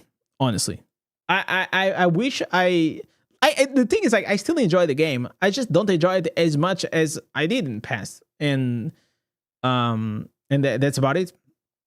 So I think this was actually very interesting. What he said. It will be very, very interesting to experience slow PvP mode, and yeah, let me know what you guys think in the comments down below. I think this was actually a pretty good Reddit post, to a point that I actually brought on stream because I wanted to have a discussion. I would love if Reddit actually had more composed and constructive feedback about the game than just like crybabies and rage baiting and all these things. So yeah, let me know in the comments what you guys feel about this, and I'll see you guys in the next one. Peace. All right. This was I think this one was actually pretty good, man. What do you guys think? I don't think like this guy was trying to. I mean, it would be cool if there was a completely separate PvP and PvE gear instances where one does not work with the other game mode. So you're saying basically, produced, if it worked exactly like WoW. So WoW, you had to farm like the PvP gear, and you also had to farm your PvP gear. The thing is, like, probably most people will say, oh, this is a mobile game. Most people are casual. They have families. They have jobs, this and that. So they don't have time to farm for both. But I understand this argument. And that's like the majority of the player base. And I feel like if you are a dedicated player, they will always make a decision that will benefit the majority and not the minority. Even though they are giving us Bout of Realms. But I feel like the Bout of Realms, it is very logical. Like, if you think about it, like, why are they bringing Bout of Realms? Because it incentivizes more spending. Like, how many of you guys probably spend like more money just to be stronger for the Bout of Realms? Just to then later on just realize that it was fucking useless, that you actually did that, and you still got gang banged by a bigger whale than you. But a lot of people, they do that. And so a lot of the content, it is always been thinking with that mindset in mind. It's like, how can we actually create content that will incentivize even more spending? And I will tell you that I believe that the new PvE endgame content that was going to come is going to be exactly the same. And if it is something alike, if it is like something alike Challenge Rift, which you're like completely gate kept by the freaking combat rating, I feel like it'll be very annoying. It will be very, very annoying. I still have to do this. I'll probably do later. They need to bring a 5 minutes event for a month, or there is no event after they bring trash events. Huh? Yo, James, what the fuck you're saying? They bring a 5 minutes event for a month. Oh, you're talking about this thing here, the World Stone Corruptor. Oh my god, this was so bad. The only reason why I'm still able to enjoy the eye is because I'm used to recycle systems in daily PvP cycles.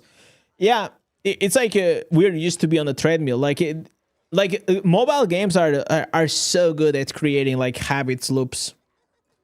Did you watch Kill Switch new PvP build? Yeah, I just did that. If you want, you can go like back maybe like 20 minutes on stream.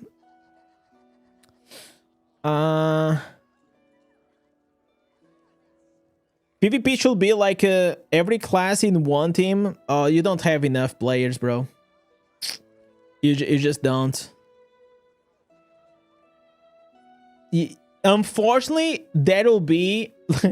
I think the best you can have, it is probably limiting to 2 or 3 classes per team, right? So you can have a maximum of like 2 warlocks per team or 3 warlocks per team. But I feel like when it gets like really excessive, when it's like, I've been playing matches constantly, bro. The other day I literally screenshotted and I posted for the DI partners, and I said, bro, what? Look at this fucking bullshit. I am literally facing fucking I think it was 5 or 6 warlocks in the other team. It was so annoying. Like, what is this shit, man? Like, why?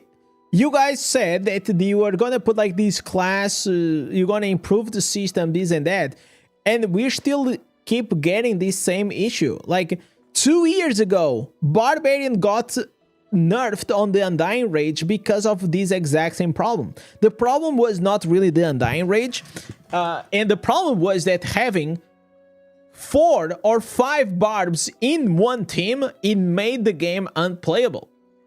That was the biggest issue, because if you had a barb, even when the Undying Rage stopping the idol, but there was only 1 or 2 barbs on the other team, it's not a big issue, man. It wasn't. Like, that was not the biggest problem, but whatever.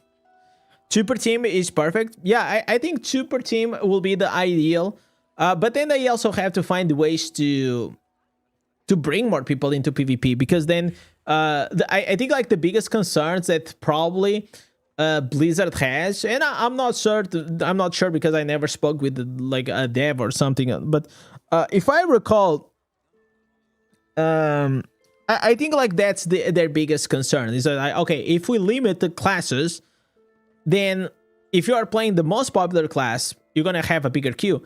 But yeah, boo-hoo. That's how it is. You want to play the big, fancy, strongest thing, you get a bigger queue. That's just how it is. It will incentivize for people to also play other classes.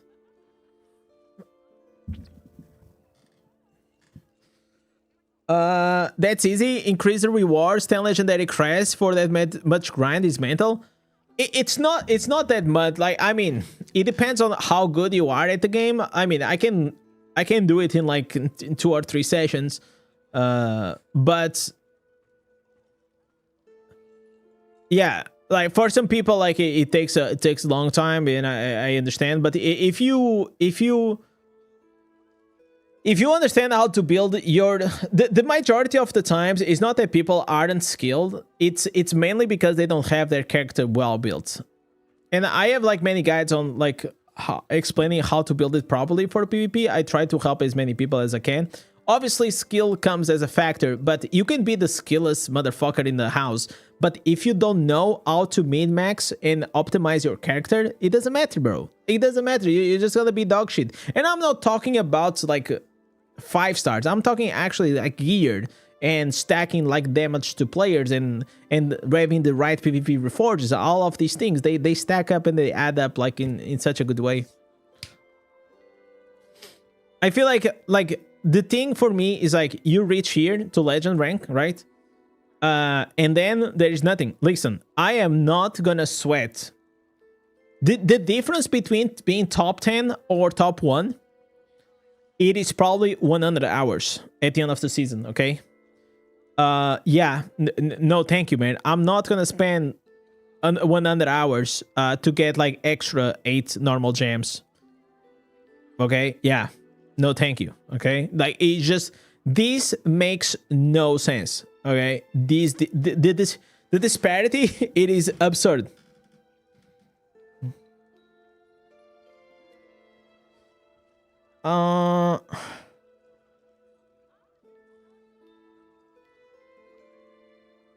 If changes aren't made, players won't come. To me, the claim that there are not players available is just an excuse. they might have less precisely because of the current situation. Yeah, it's like one thing influences the other, right? So if PvP sucks, players, they don't do it as much. So I think they are like different kind of players, right? There are players that they will never do PvP, like, right? It doesn't matter. It's like PvP is non-existent. So that's the majority of the people that play the Elder Immortal, okay? There is the next biggest one. It is the very, very casual player that maybe gets into the battleground here and there, you know, maybe tries to get like gold rank, you know, is trying to understand, but he doesn't enjoy it as much. Then you have like the active PvP players, and then you have the hardcore PvP players, and then you have the ones that they are trying to compete for the Battle of Realms, right? So I think that if you want to increase like at least the amount of more casual players playing PvP, you need to do severe changes in PvP. Absolutely. I think you just need to make it more interesting. More interesting and more chaseable. For me, I feel like... imagine, if rank 1 gave you a cloak at the end, if he gave me like a cloak, or he gave me like something that people will pass by and they will look at my character, probably I could even consider that. So, but it has to be something that it has to be distinct than anyone else, right? That only I have it, you know? Because like in WoW, whenever you had a gladiator mount, bro, you were like the fucking king, man. You were like you were the G. Give me a second.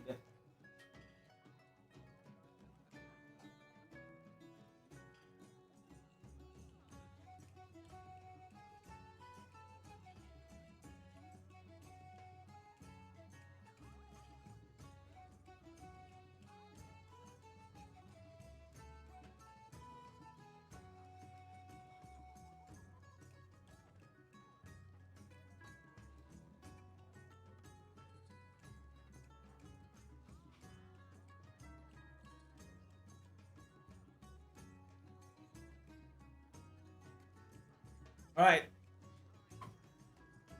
Oh, dude. Is Bottle Hope rank 4 or Mother's Lament rank 8 better? Mother's Lament. I think it drank too much water. Yeah. Usually I drink a lot of water. Dude.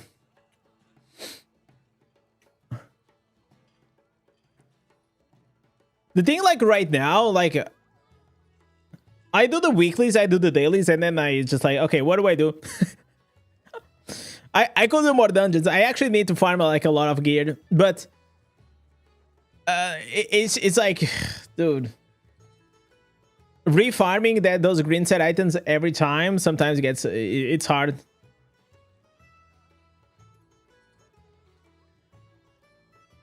All right, let's see what we have next. Okay, I kind of wanted to watch like this one. It is 5 game mechanics that dads hate to watch. Let's watch this one. It is only 4 minutes. I kind of wanna see it. All right, legends, we have here that you guys sent the 5 game mechanics that dads hate. Let's I was watch halfway this. through a boss fight in Elden Ring when my wife walked into the room to ask me a question. Ooh. Now, From Software believes that pausing the game ruins the sacred tension and atmosphere. All right. But From Software didn't account for the fact that if I ignore my wife while trying to beat this boss, Oh, he's gonna sleep in the couch. I'm telling you. the real-world tension in my game room is going to far eclipse anything in the lands between. You see, she doesn't understand, nor would she care, if I told her that I can't just pause this game at will. So here I am, on my couch, stuck between 2 bosses, as my Ain't that right, brother? Ain't that right? She will become the boss, man. eyes dart back and forth, and the boss standing right in front of me makes Margit look like a damn kindergartner. Look, From Software, I understand what you're trying to do. I get it. But you gotta implement some kind of keep my marriage intact mode for your games. I feel like the major reason why they don't do it's just like to avoid people exploiting, right? Because you can like literally like keep stopping the game and like just trying to read, like people will just abuse it, and I feel like that's one of the reasons why they don't do it. In this video, I'm going to cover 5 game mechanics that are incompatible with middle-aged dad life. All This is right. mostly tongue-in-cheek. I understand that there's legitimate reasons that these are in games, but I thought it'd be fun just to discuss the ones that drive me crazy. First, the aforementioned inability to pause. Look, I only get a few hours to play games, and they're rarely uninterrupted. Besides the final boss that is my wife, real life does not give a crap what Hidetaka Miyazaki thinks about priorities. I've got kids fighting downstairs, cats puking on the carpet, work phone calls, whatever. I need to be able to instantaneously pause the game and not worry about somebody lighting me up while I go answer the doorbell and tell the third guy this week, no, I don't need my house pressure washed. Man, dude, that's the thing, guys. You know, as you grow in life, you know, you get a wife, you get kids, and you know things just start like taking a step back. And I know that a lot of us like actually play video games to distract ourselves. I mean, I will 100% say that playing a video game, it is way more healthy than doom scrolling. Okay, I think doom scrolling nowadays, people make it seem like it is completely fine. I feel like it's way worse than actually just trying to beat a boss or like beat a game that would actually are putting effort, constructive effort in your brain. But yeah, responsibilities just catch up with you as you get older. Second, and this one ties into the last one, is painful save mechanics. Just let me instantaneously save my game. Don't make me run 20 minutes back to some checkpoint. Don't make me have to brew some savior schnapps or some other kind of thing. I understand trying to prevent save scumming and making the save feel more special and earned. But if I only have an hour to play, I don't want to have to spend 15 minutes of it worrying about how I'm going to save the game.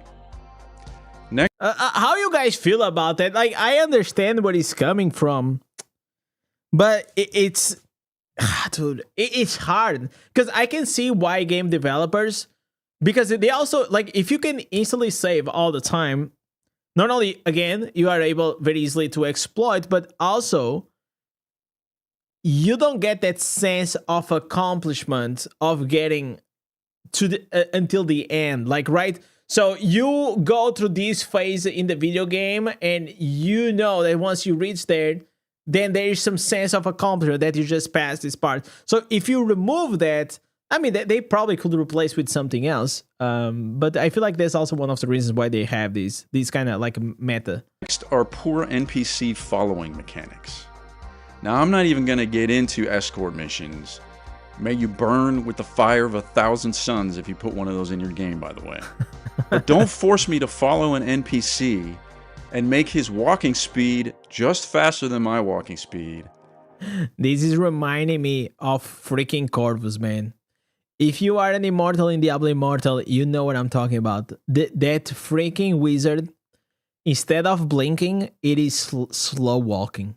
It's so annoying. But just slower than my running speed. So I'm doing this jittery back and forth thing to try to keep up with him. And if you're going to make me follow a guy on horseback for 8 minutes make him fast to deliver some dialogue, for the love of all that's holy, please smooth that stuff out.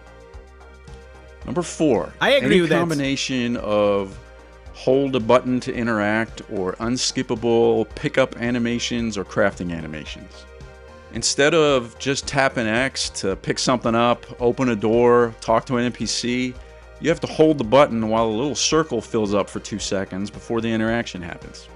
Or you walk up to a chest or a berry bush or a defeated enemy and you press the interact button, and instead of just looting the thing, you have to watch the player bend down, rummage around, slowly stand back up in this 3-second animation that looks great once, but if you have to do it 500 times across a 40-hour game, it feels like the... It is actually right. Here is actually right. Just, it is right. It's right. Game dev is holding your controller hostage. And finally, weapon degradation and fragile gear. Having your weapon shatter after hitting an enemy a few times, or having to constantly tend to gear that was wearing out super fast is a pain in the butt.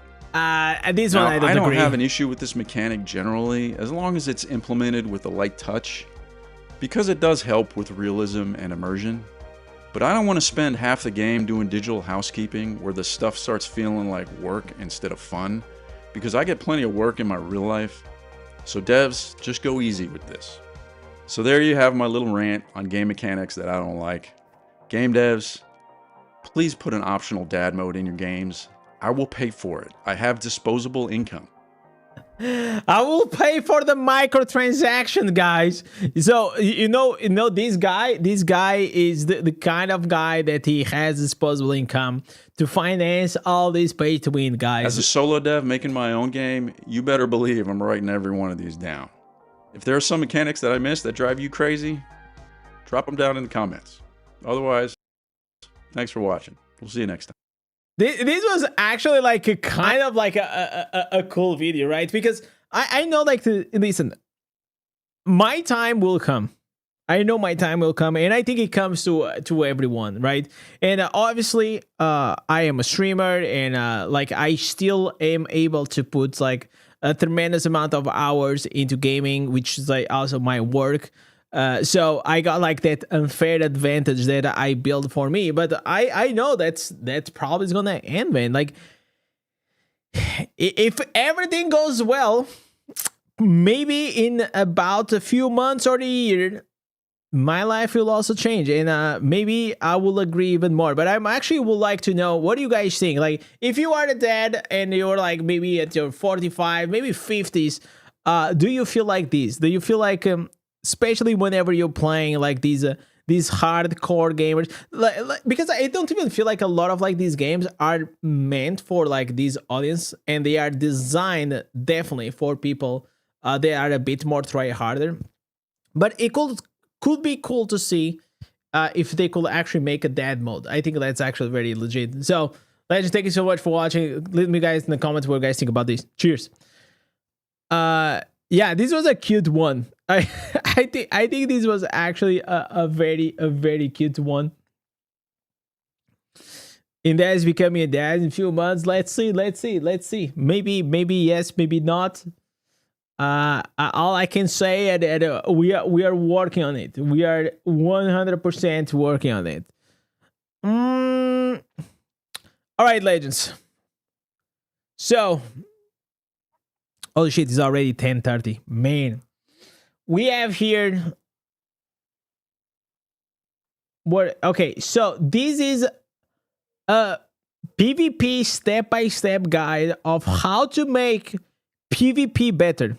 I feel like this could actually, we could watch this. I'm very interested to know O Gaming opinion on this. And since we already spoke like so much about PvP, we can actually, since we are on the same vibe, we actually can go and watch this one. It's been a while since we listened to one of these. Maybe we're gonna put like 125. Maybe 125 is gonna be good. All right, legends, as you guys know, PvP, it is always under construction for the Blizzard, and as well, I'm gonna have to start again. I forgot to press recording. All right, legends, as you guys know, Diablo Immortal PvP, matchmaking, class balancing, it is always under construction, but O Gaming is here a step-by-step guide of how we actually gonna fix all of these problems. Let's go and watch this. Hey guys, one. we have to talk. All right. This past week, some of you were made aware of a video that was supposed to release on Monday. Fortunately, a dear friend of mine stopped me and reminded me that in order to make PvP great again, we must make PvP big first. The way we make PvP big again really starts with increasing the player pool size. It sounds simple. It sounds... Yes. Listen, Mocheros, this is exactly what we were speaking. Is exactly what we're speaking. You 100% need to bring more players and to captivate more players, and you need to increase the rewards, but as well, it can not only be the rewards, because otherwise what happens once you reach to legend, you get like the 10 legendary crests, and then that's it. Like I'm not gonna care to pursue even further to actually go to chase for the rank 1 or top rank 5s anymore. Sounds easy, but it's really not. We have to make it worth it. And that starts with going after the players that don't PvP that are current, bringing back players that have retired or quit, and lastly, going after fresh new players to join the ranks. The data shows that there are nearly 25,000 players globally who reach legendary at a 3K plus level. But there's an important part. Roughly half of those players are based in China. The other half is split across NA, EU, South America. Jesus, look at these.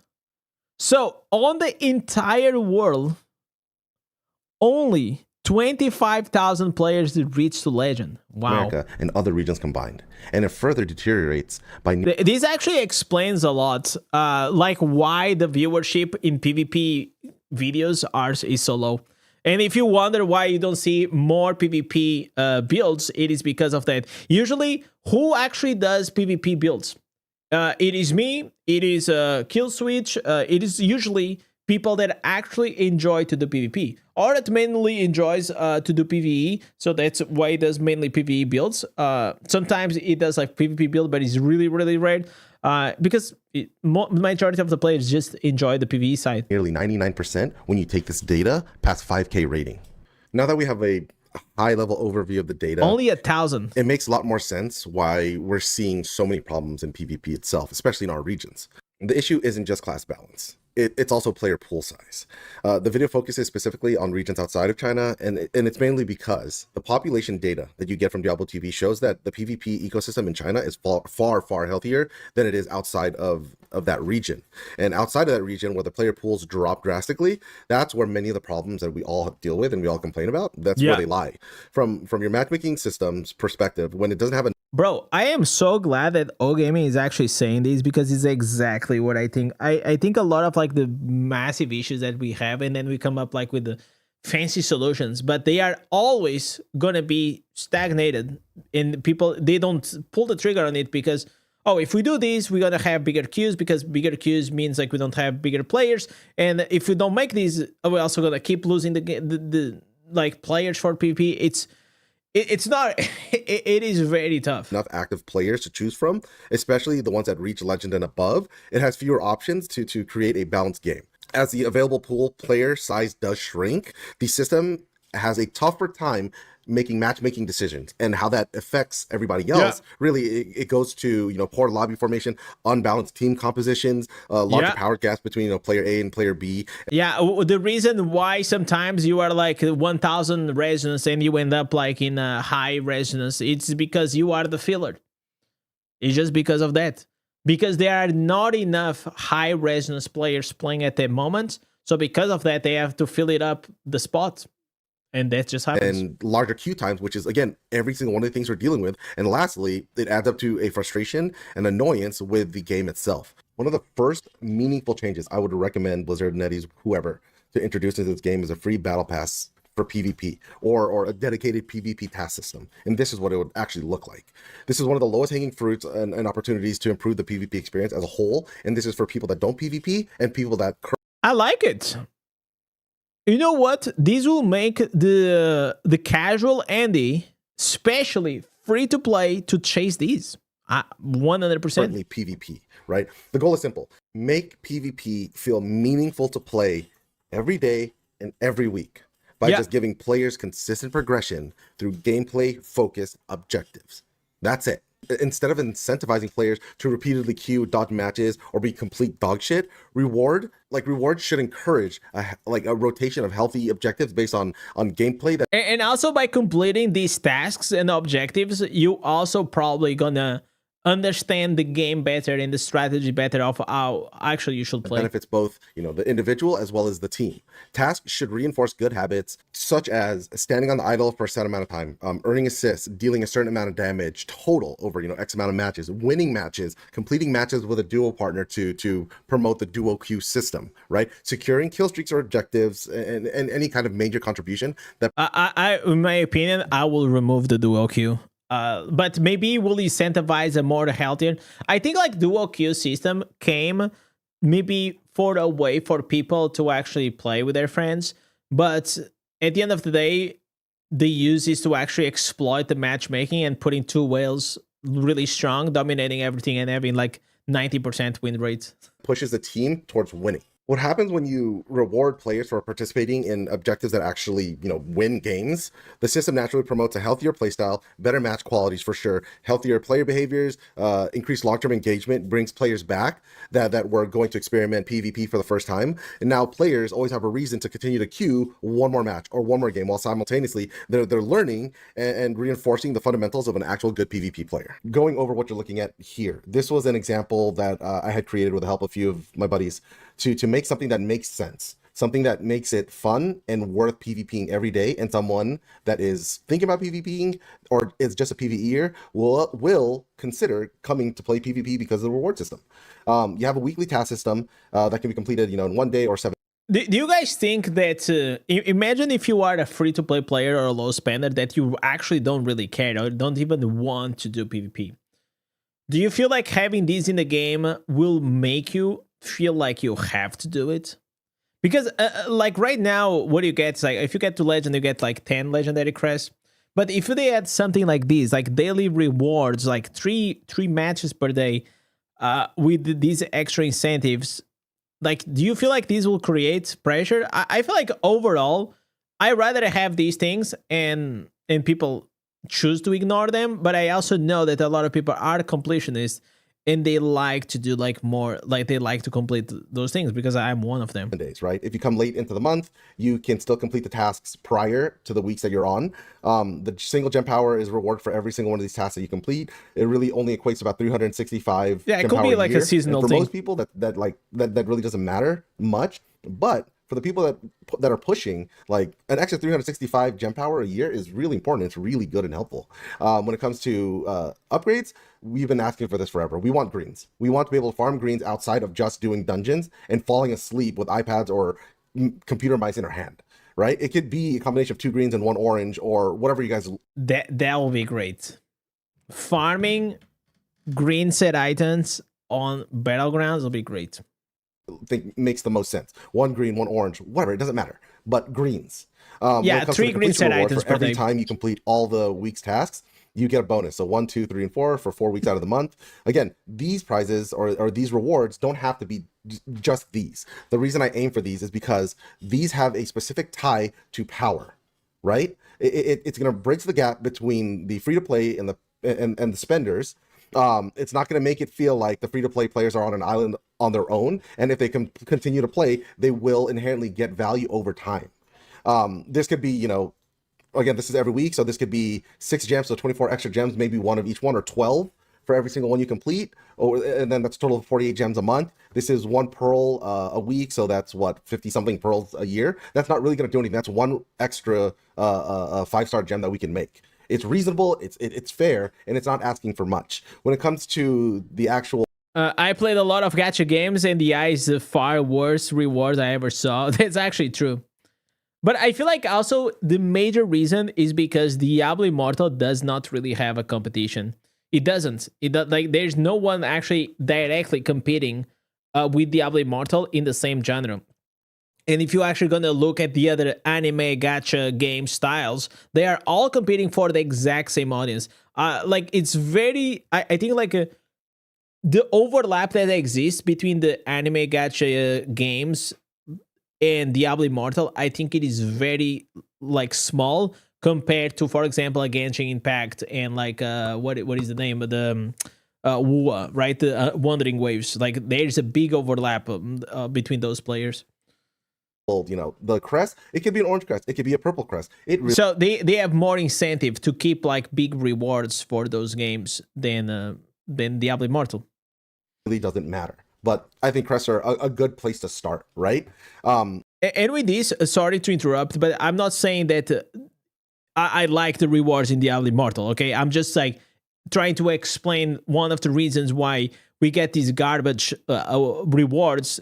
It's also because they know that we have to suck it up because we don't have almost anywhere else to go if we just want this specific ARPG, dark fantasy mobile game. Now, when it comes to your dailies, you'll have 3 daily tasks. It could be logins, again, complete a match, complete 3 matches, whatever it is, it rotates every day. And you can actually fill these up with different items. You can do the ancient scraps to make the legendary gear. The ancient legendary gear, it could be hilts, it could be flowers for wisps, it could be all sorts of things, and I'll put them like right below, right? You can just rotate those and provide it for the players that do complete these. And lastly, if you complete all the week's rewards, you basically get to claim a huge bonus, right? This could be 2 of these pick-me chests that have a high chance of being a 3-2 or a triple-triple or a triple-double. And the same thing with these right here. If we are consistent, they should be rewarded handsomely for all the effort and time they invested in playing this game.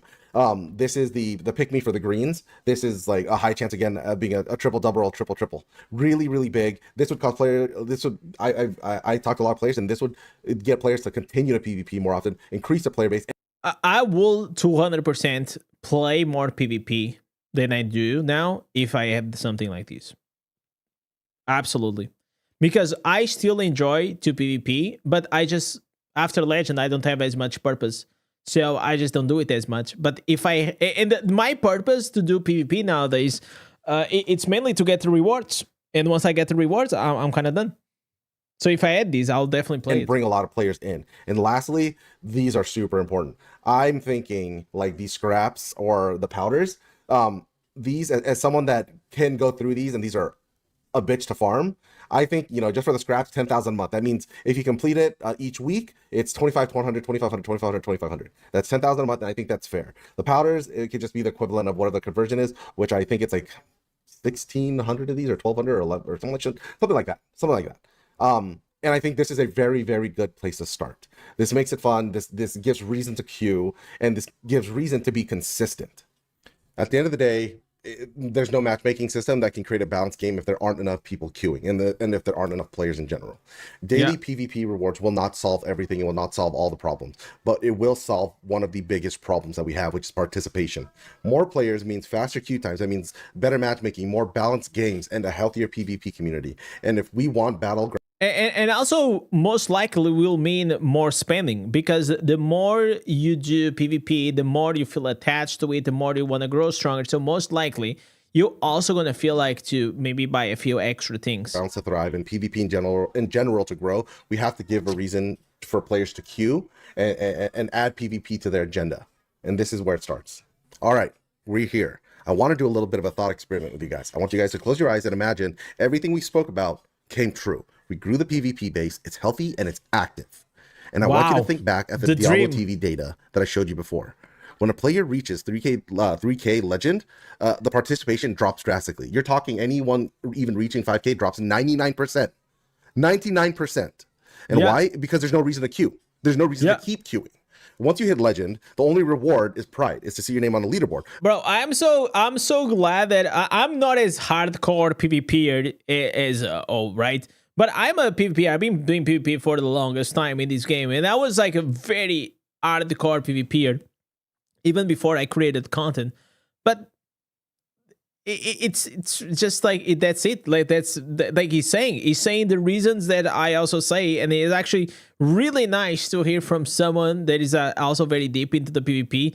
That I'm actually right in a lot of these things. And again, which is fantastic and it's awesome, but for most players, it's simply just not worth it. It's not enough. If Blizzard wants a healthier PvP community ecosystem, it's not worth my time now. They need to give players a real reason to keep queuing after they reach Legendary, to continue to push further to 5K, 6K, 7K, and all the way. I hope he's going to talk maybe about the cosmetics and the flex rewards, because they are more important. They are actually very important.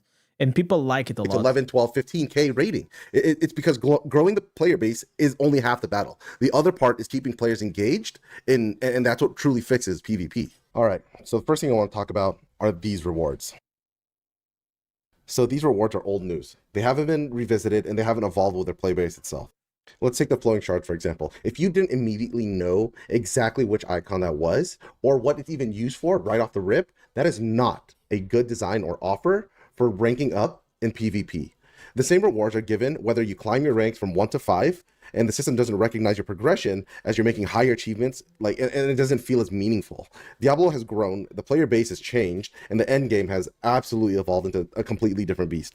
But And also, like, these materials that they will give you right at the start of the game, they were very valuable. But now we are like 4 years into the game, so having extra 20 keys is actually like nothing. It's literally nothing. Like, it doesn't change the needle at all unless you are like right at the start of the game. the reward system is stuck in the past, and reaching, So they have to update. the top should feel rewarding. What I recommend is doing a complete revamp. Very, very simple. Let's start by updating the outdated prizes. Let's get rid of the flowing shards and let's replace them with items that are actually usable by both PvE and PvP players. Let's provide, maybe a couple mystery set items, a couple of mystery legendaries, a few flowers, or even doubling the rewards like the normal gems, the keys, and the reforged stones. That's a good place to start. The next thing I'd look at is making or adding a real chase reward for hitting rank 5 in each one of the tiers. Something exciting, like a couple of pick me legendary boxes or a couple of pick me set items. That would be a great place to start. Right now, PvP players are forced to PvE. Yeah, I agree. I mean, obviously more rewards is better, but I don't know if getting an extra legendary gear, which probably has a really high chance it's gonna suck, is actually gonna make me like really excited. Just to stay competitive. Yeah, I'm gonna get a 222 vitality item. They have to grind content they might not even enjoy just to keep up. The trade-off should work both ways. For PvE, players should be able to progress through both systems, including PvP. Players should have a path to earn meaningful gear, real rewards through PvP. Everyone plays differently. So why force a player into the same lane and not give them the freedom to progress the way they enjoy? All right, let's now go back to our original thought experiment. Let's now reimagine that everything is perfect, that the player base is growing. PvP is active and it's booming. PvE players are now excited to PvP every day. The activity is growing. The battle pass and tasks are being completed on a day-to-day basis. Now, it's time to reward the players that push this game to the absolute limits. PvP is built on competition, pride, and skill expression. The best players don't just want to win. They want to be recognized for it. All right, we're at what I would say is the most exciting part about this video. And before I do that, I want to give credit where credit's due. Blizzard, you did a great job. You did a great job with Battle Realms. I think it's an awesome tournament event. It's a great scene for a lot of us that love to either shoutcast it, play in it, and support our regions, right? So Battle Realms, the cross region, the Battle of Equals, all that, fantastic. Minus Convoy. That, honestly, it's ass. Whoever approved it, no, not the move. The prizes show off a level of prestige that very few people are capable of, right? And rightfully so. Those I actually, he said not Convoy. I feel like I think he's seeing it from like a, I think Chaos Convoy, in my opinion, is just a goofy, fun game mode. That's it. I think like for the casual player to enjoy PvP in a casual way, have some fun, get some extra powers, I think it was fun. I think it was complete. I still have fun. And you know what? I also like that it doesn't take as... First of all, it replaces Tower War, which for me it's great, and it doesn't take as much time. And it was something new. It was something new. Let's say that the rewards are better than PvP. Now the question is PvP fun to play, to continue? I mean, I still have fun. Right, I still have fun to play, and I am like, I understand like my limitations, but I think that's an answer that is different for everyone. I think I'll say that now it is not as fun, and I think like the fact that we have the introduction of like the Warlock didn't help. And I think the more classes we're gonna have, the more unbalancing, and the more it's just gonna make the game more complex. So I don't know how they actually gonna deal with this, and it feels like having a lot more classes, it is actually draining a lot of like resources into making like these like most of the answers as they come into the game, they are like dog shit, bro. Like so I feel like, imagine in the future we're gonna have like what, 11, 12 classes. Can you imagine like creating cosmetics for all of that, creating every 10 weeks we're gonna have like new answers, and that's why like there's like too much. I feel like there is just too much. And I don't think like one class every year is making the game better. but they do it because it's probably their biggest market push. Players are on a level that others would love to be on and a level that others love to hate on. Those rewards themselves should stay and be exclusive to Battle of Realms. But it doesn't mean that there aren't other places that competition thrives that we shouldn't look at. And I want to step back from the tournament scene and talk about the ladder. The ladder itself is a very versatile place. It's where top players go and regular players go to meet up and, you know, go test. They show off their builds. They go and get their daily fix of competition in PvP. You know, and the leaderboard is where everyone goes to, you know, to check out who the top players are. You know, what builds are they playing? Look for inspiration and maybe even look for what class they're going to play next. The players that compete on the ladder also deserve to be compensated for their efforts in a big way. You currently My only issue, and I completely agree with this, I think like if you are at the top, like you first need to have a purpose to be at the top to spend that much time, and that it doesn't exist, right? I believe that also a big thing is that being rank 1 in PvP leaderboard doesn't, in this specific game, Diablo Immortal does not translate that you are the best and the most skilled player. It just says, like right now, that you're probably the guy that is unemployed, that has a lot of time to spend to spam Battlegrounds. It's that is exactly what it means. The more Battlegrounds you play, eventually you're gonna get more rating. That's just how it goes. It doesn't like always translate. Definitely, this is probably one of the games that it definitely does not translate in skill. And it's kind of wild because you can actually have like a 600 reso player being rank 1 barbarian. Like I was. Was I the best player? Hell no. Obviously not. Was I depressed and unemployed and too much time on my hands? Fuck yeah. You have a system in an IP that you own, which is World of Warcraft. You have a system that has been the premier cosmetic reward system in any PvP. Holy shit, bro. Thank God. This guy also played WoW, so he knows. Like, I've been talking about this for, like, I have a video 2 years ago talking about, like, giving rewards, cosmetic, and this and that. Game since the beginning, since its, you know, inception. The system of World of Warcraft rewards players based on skill and effort. Yeah. And it rewards them with a cosmetic for reaching certain ranks. And in this instance, I'd like to transfer that to Diablo Immortal and tie these ranks to Legend at 3K and 5K plus. And this is to answer the drop off in players that decide they don't want to push and there's no reason to continue to push. Yeah. We should also really look into the top 0.05 players that end the ladder at a really high ranking. In World of Warcraft, when I got Gladiator, I was given a specific Gladiator mount. Very prestigious and super cool and very sought after. Merciless right? Gladiator, Vengeful Gladiator, boys. Into the season, it would be, you know, something blank Gladiator. Season 2, Season 3 Gladiator was Indez. At the time. And those titles, all that was specifically was permanent. And we should do something like that for the top players in Diablo Immortal. All right, so I had to stand up for this shit because this is the part that gets me like crazy excited. So what you're looking at right now is just a concept version of what we can do, right? As far as bringing in specific cosmetics for PvP players that are earned when you hit certain benchmarks or thresholds. For example, if you look at the Primal Corruption gear, it's black, it's clean, it's sleek. I think this is something that can be earned once you hit Legend. This would push so many people. Something that is for free will never look this good. But people to get a permanent cosmetic once you hit Legend as a base look. It looks sick, it looks clean, and I really, really like it. And as you increase your rating, so from 3K, right? Once you get to just say 5K, you get to open up the Holy Radiant version, right? Then when it comes to the top 5% of players in each region, or the top 15 or 10 or whatever it is, you get to unlock the Infernal version. And all of these are going to be permanent and earned as you continue to grow. I picked out the Satyr variation of this gear set specific. By the way, these World of Warcraft gave one every season, right? So, but the seasons were not like every 2 months or 3 months like we have now. It was like some seasons will last like freaking 5 months sometimes. They were like very, very long. So because I really, really like it. Shout out to Factor, it's clean as hell. This is for you.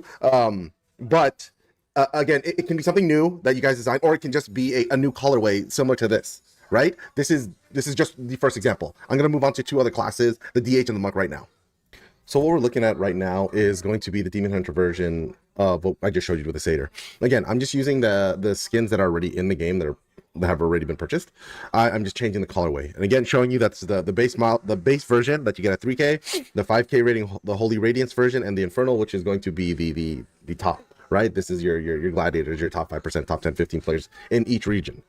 Next, I'm going to show you the monk now, and that one I'll go a little bit deeper. But once again, I feel like they have to maybe with time, like that will change, right?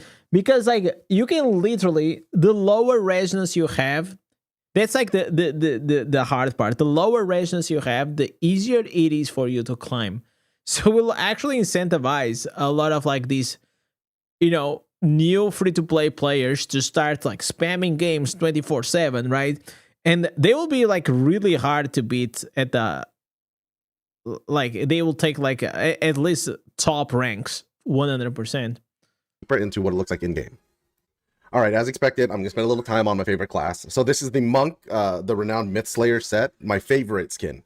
Right, again, change to black for. I think these parts, like, awesome idea, and because it is an awesome idea, you know that it's never gonna happen in Diablo Immortal. Okay, I feel like the thing that probably you could get most likely, and I feel like the thing is gonna be like the hanging fruit, the low hanging fruit they're probably gonna get is like those freaking plates here on your name, and maybe a permanent aura for whenever you walk, you have this permanent aura or something like that. I think those are the low hanging fruits.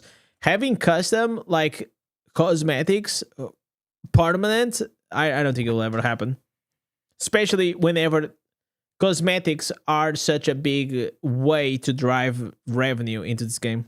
For legend, what's up, red Kashing? for the black and red specifically for, you know, top 5 or top 10, whatever, like I said before, and the 5K version, which is either Aurora or Holy Radiance. Basically, it doesn't have to be this colorway. It can be purple, it can be green, it can be whatever the hell you want it to be, right? And so this is basically the first set of like skins or ideas that we could put together for players to continue to play past 3K into 5K, right? To get that prestige, to get those elite skins, you got the base. I think like maybe like the idea that is coming is, I just remember, because if you are like multiple times, like if you're multiple times like immortal, you get this cosmetic right here, right? And this cosmetic, it is actually low-key like kind of cool. It is the Immortal Legacy one. That if I hide these and I put the helmet, it kind of looks, I don't know why, it kind of looks good. It is a cool cosmetic. It is a free to play cosmetic that you can have. You also have this one, is the first one, and I feel that this kind of incentivizes you to play for a very long time the game, because it takes a lot of effort. It takes a lot of time for you to achieve like multiple weeks to unlock this immortal permanent you know, cosmetic model, and you have the elite. Now the other part of it is weapon enchants, weapon glows. So this is the Myth Slayer set. This is what it looks like based on from the store. Now what I want to show you is a possibility, right? We were talking about weapon enchants, weapon glows, and weapon colors. So what I was thinking, if you hit top 10 in your class on your server, you get something like this. This right here in World of Warcraft is called the Bloody Weapon Enchant. It's a very exclusive red bloody glow that. Yeah, I think this will be cool. I think that's something. I feel like it gotta be a low hanging fruit for Blizzard to execute. I feel like if you make it like, oh, okay, now we have to make like super. I know like this is like so bad that this is the level of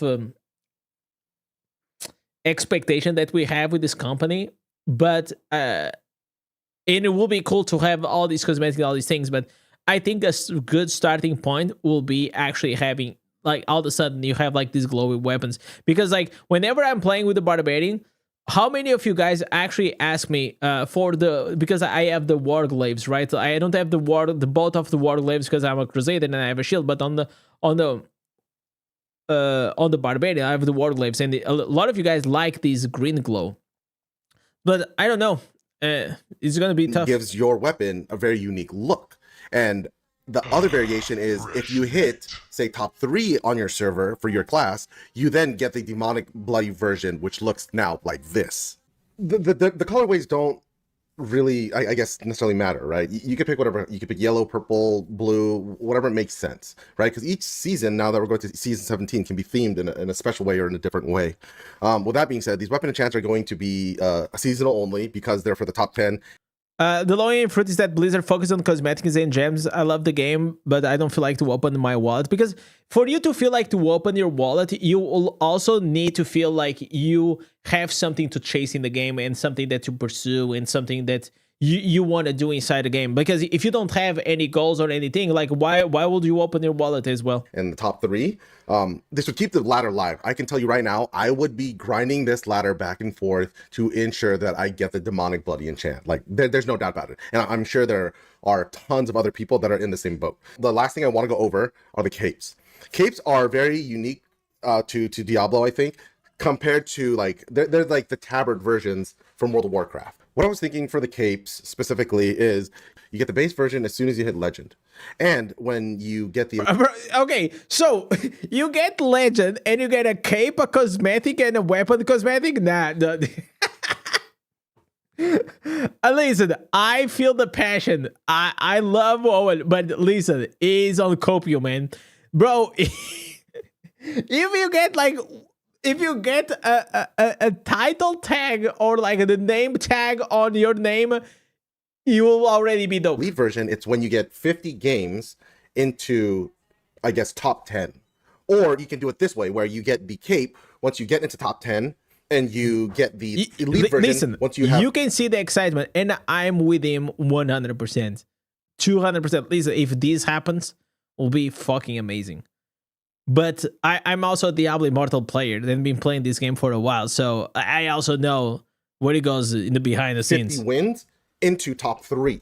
Something like that, right? Something to keep people progressing forward, even pushing. Yeah, the Shadow Cloaks is such a meme. Really, the last thing now that I want to say about all this is, when it comes to the cloaks and the capes, don't give us this horse shit again, because this...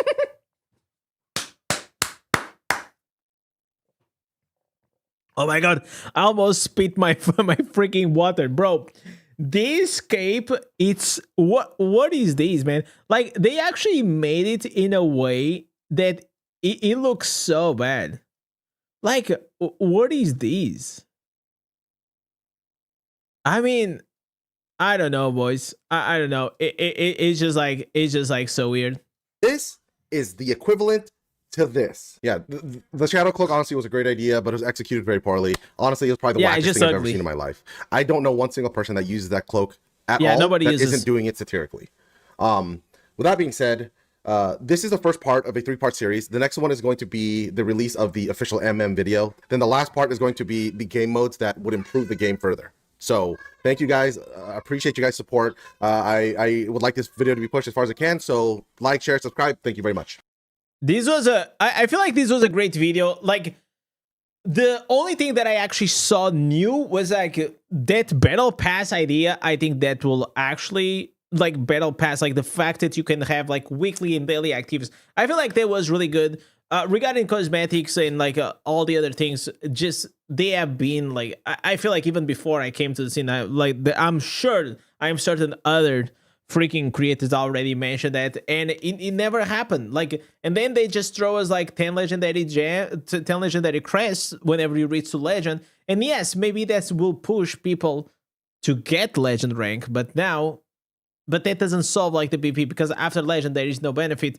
And that was always, and this is a feedback that I probably passed to Blizzard over 10 times since I am a Diablo partner. Let's see. Either way, really good video from O Gaming. I'm gonna link it down below. Like and share it, and all these good things. And thanks so much. Peace. This was a great video, man. I like it. The reason why he's speaking fast is because I put in 125. Otherwise, like, I know. Oh, and sometimes it's just I just put like. You guys think it was like too fast? I think it was fine. No, I don't think we're gonna watch this. You know what? What was the other one? Hey guys, he said that this is a 3-part series. 3-part series. He said. Okay, so we watched this one. Fix your game modes. What is this game mode? I don't. I want to know where the hell is the matchmaking though. Am I tripping? Oh, it's here. Oh, but why is like with the red? I didn't read this. I didn't read this. Pushing the impossible. Yeah, I like low key. Like, I kind of would like to watch this, bro. I'd like to know like how make matchmaking great again. I'm kind of curious. You know what? We're gonna watch this one. We're gonna watch this one because you know it's like Mr. Eyes was saying. Like, okay, they bring us the rewards, but like, what next? Like, how can we actually make the matchmaking great? All right, legends. As you know, matchmaking, it is such a hot topic on this community. Every freaking patch, they are saying they are fixing the matchmaking, but then you go inside the battlegrounds and you know that nothing has changed. So, legends, we have here O Gaming coming up with Diablo Immortal. Make matchmaking great again. Let's go and watch this one. This might be the single most important video I make. All right. And I'm excited about it. All right. Let's put it here. Matchmaking in Diablo Immortal, it has been the singular most frustrating thing in PvP. Yep. And I'm not the only one with this sentiment. The majority of players feel the same exact way. Players tend to blame things like resonance. They blame classes, balance patches and changes, and even the map. But the deeper problem isn't just one class. It's not just one player or even one mechanic. The problem is the matchmaking system itself. Matchmaking isn't accurately measuring what makes a player impactful. So we already know that the lack of players, they will aggravate as well the matchmaking like mistakes, right? So if you don't have enough players, you're gonna have to put like some lower reso fillers in whale matches, or you put a whale in a game that is lower reso, so they're gonna dominate, and just creates a mess. And at the root of the problem, it is the lack of players. But let's go and check more. Doesn't fully understand the difference between someone that has high resonance and someone who actually knows how to win a game. It doesn't properly measure objective control. It doesn't measure like positioning, performance, decision making, the ability to create pressure for your team, and a host of other factors that are vital. It's creating a very unhealthy PvP community and environment. Okay. And what the result is, it's matches that feel decided before the gates open. People that give up, people that waste each other's time. Oh man, listen, those are if you are one of those guys, you are the loser. You are an absolutely bitch. I'm telling you. You are an absolutely loser. Listen, there is no more. I hate people and I get into the battleground and they are saying GG's lost. Oh my god, I cannot even imagine how much of a big of a loser you are in your life, man. Because I understand like some matches feel like unwinnable, but so is life, man.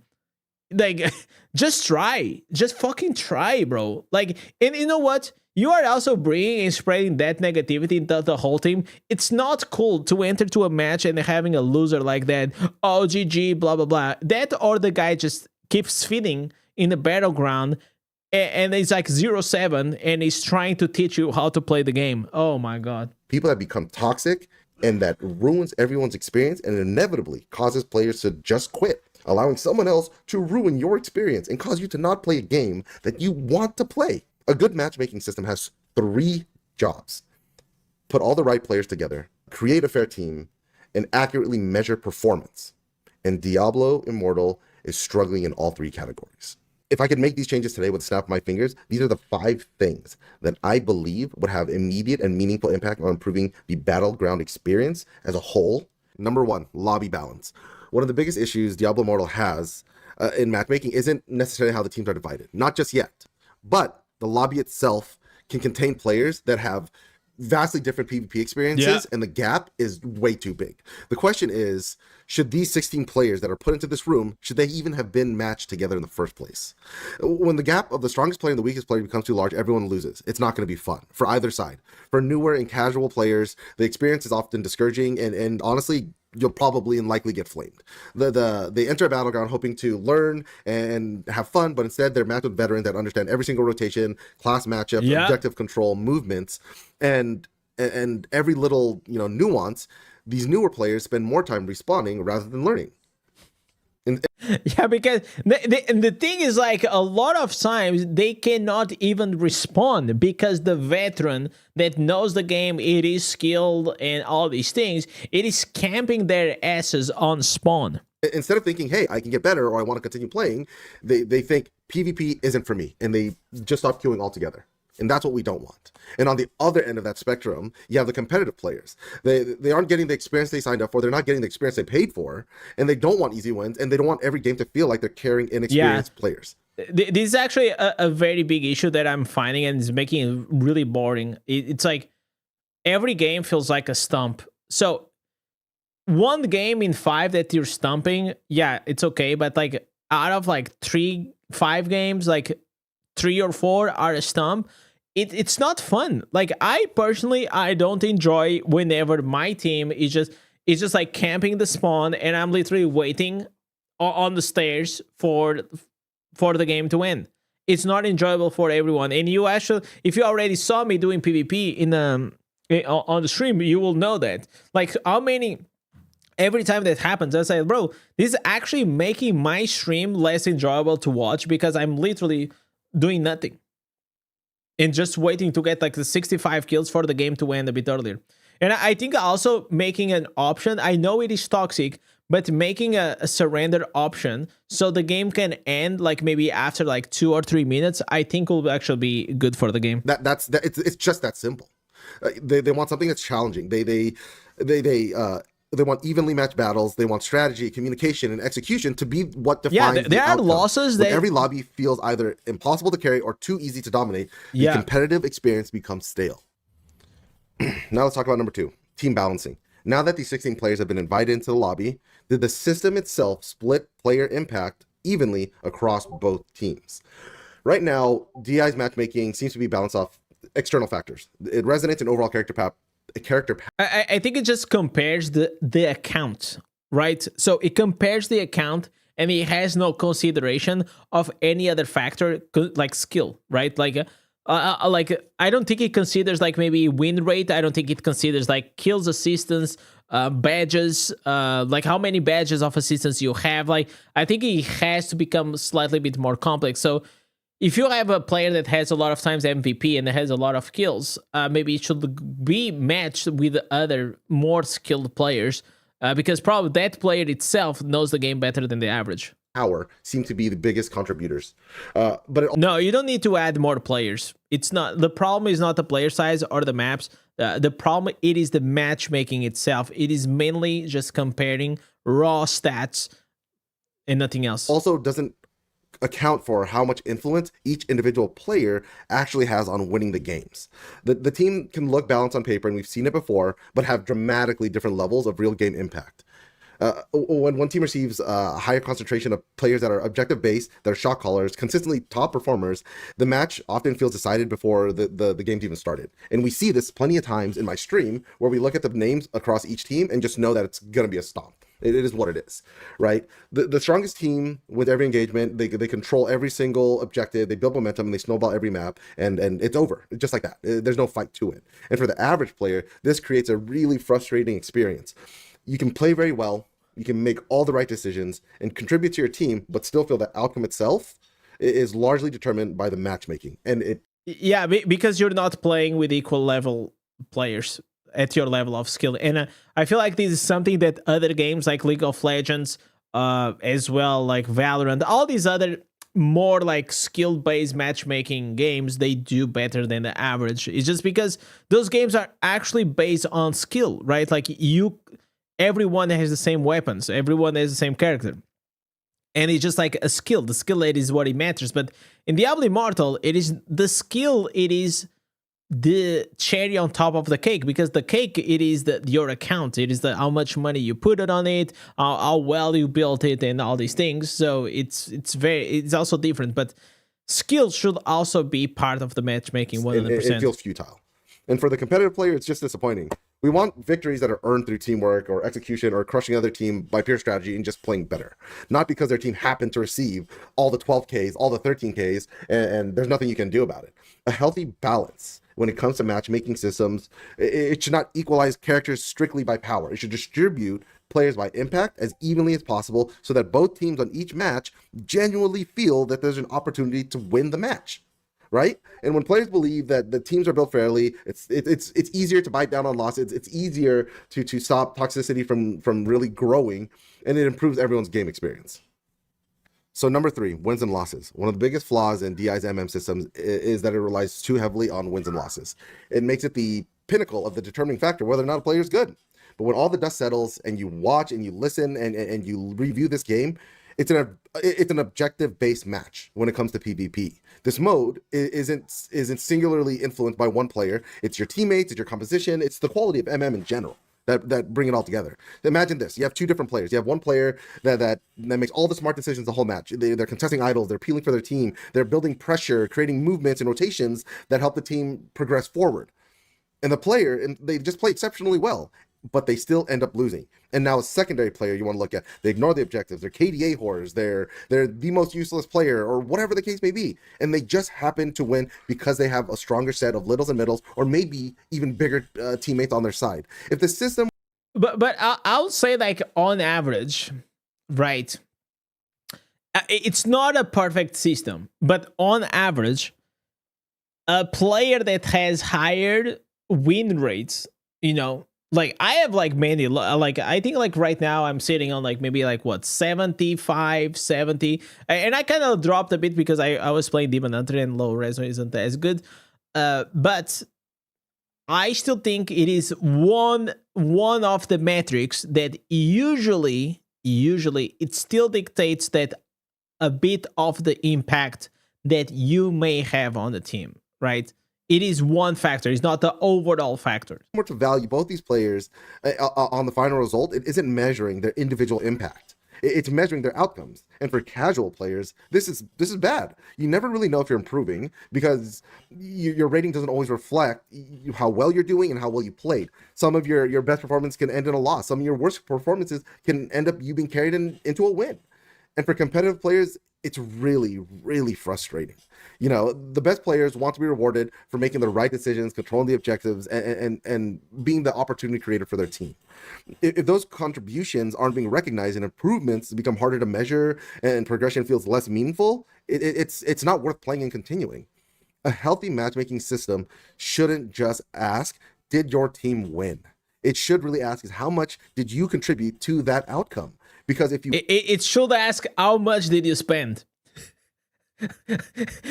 A good matchmaking in the eye means he asks you the question, well, sir, how much did you spend? You want to be, or you want a fair match and a healthier competitive environment and players to stay and continue to play and continue to grow, we need to reward the players who are actually helping their team win.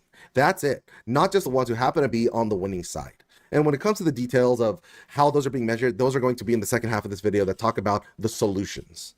Okay. All right, let's talk about number 4, composition balance. Another major issue with the current MM system is team composition. Even if 2 teams have similar strengths overall, it doesn't mean they both have the same or equal tools that help them compete or win. But please tell me that he's gonna say class limits, because I believe that has to be one of the solutions, because otherwise it's just like too annoying. Because there are no role system, right? So sometimes you enter in the game, your team doesn't have tanks. Obviously, it is a huge liability, right? If you play a game without tanks, it is a huge liability. If the other team has tanks, most likely there's a high chance that the other team is gonna win. Even whenever you have 1 tank and they have like 3 tanks, most likely they also gonna win. And also, you know what is also annoying is like if the other class has like 5 of the current OP meta class. Right now, it is Warlock. In the past, it was what, like Barbarian or Tempest or like whatever it is, the OP current meta class. Because of the fact that a lot of people will play that class, you end up with a class distribution that's like 4 or 5 of the same classes in one team. And obviously, they will, because they are the OP, the overpowered class at the moment, they will be stronger than any other class. So they will just brute force their way into a win. Battleground is built on classes and roles, and the way these roles are actually distributed between each team, A or B, will be a huge impact on how each team performs. And the biggest, most recent example is the beginning of season 16, pre the Warlock release, when Druids were running rampant. Really what it came down to is the team that won had either a Druid or more Druids, and the percentage chance of them winning was 2, 3, 4, 5x the other team. It was as simple as that. It was pretty damn toxic. And now let's imagine, right, that Team A has a mix of frontliners, range damage, crowd control, mobility support, etc., while Team B is overloaded with, the same class or missing key roles entirely. On paper, the teams may look even as far as strength-wise, aesthetically, resonance, size, secondaries, but what ends up happening in practice is one side is far more equipped with the tools to control the objective, to control space, to bury teams at choke points and initiate fights and protect their teammates. I think ideally what he's trying to say is like you should have an overall nice composition. Like whenever you play like a League of Legends, for example, you have the top, the mid, the bottom, with the 2 in the bottom and 1 in the jungle, right? That's like the team comp the majority of the times, unless you have someone trolling.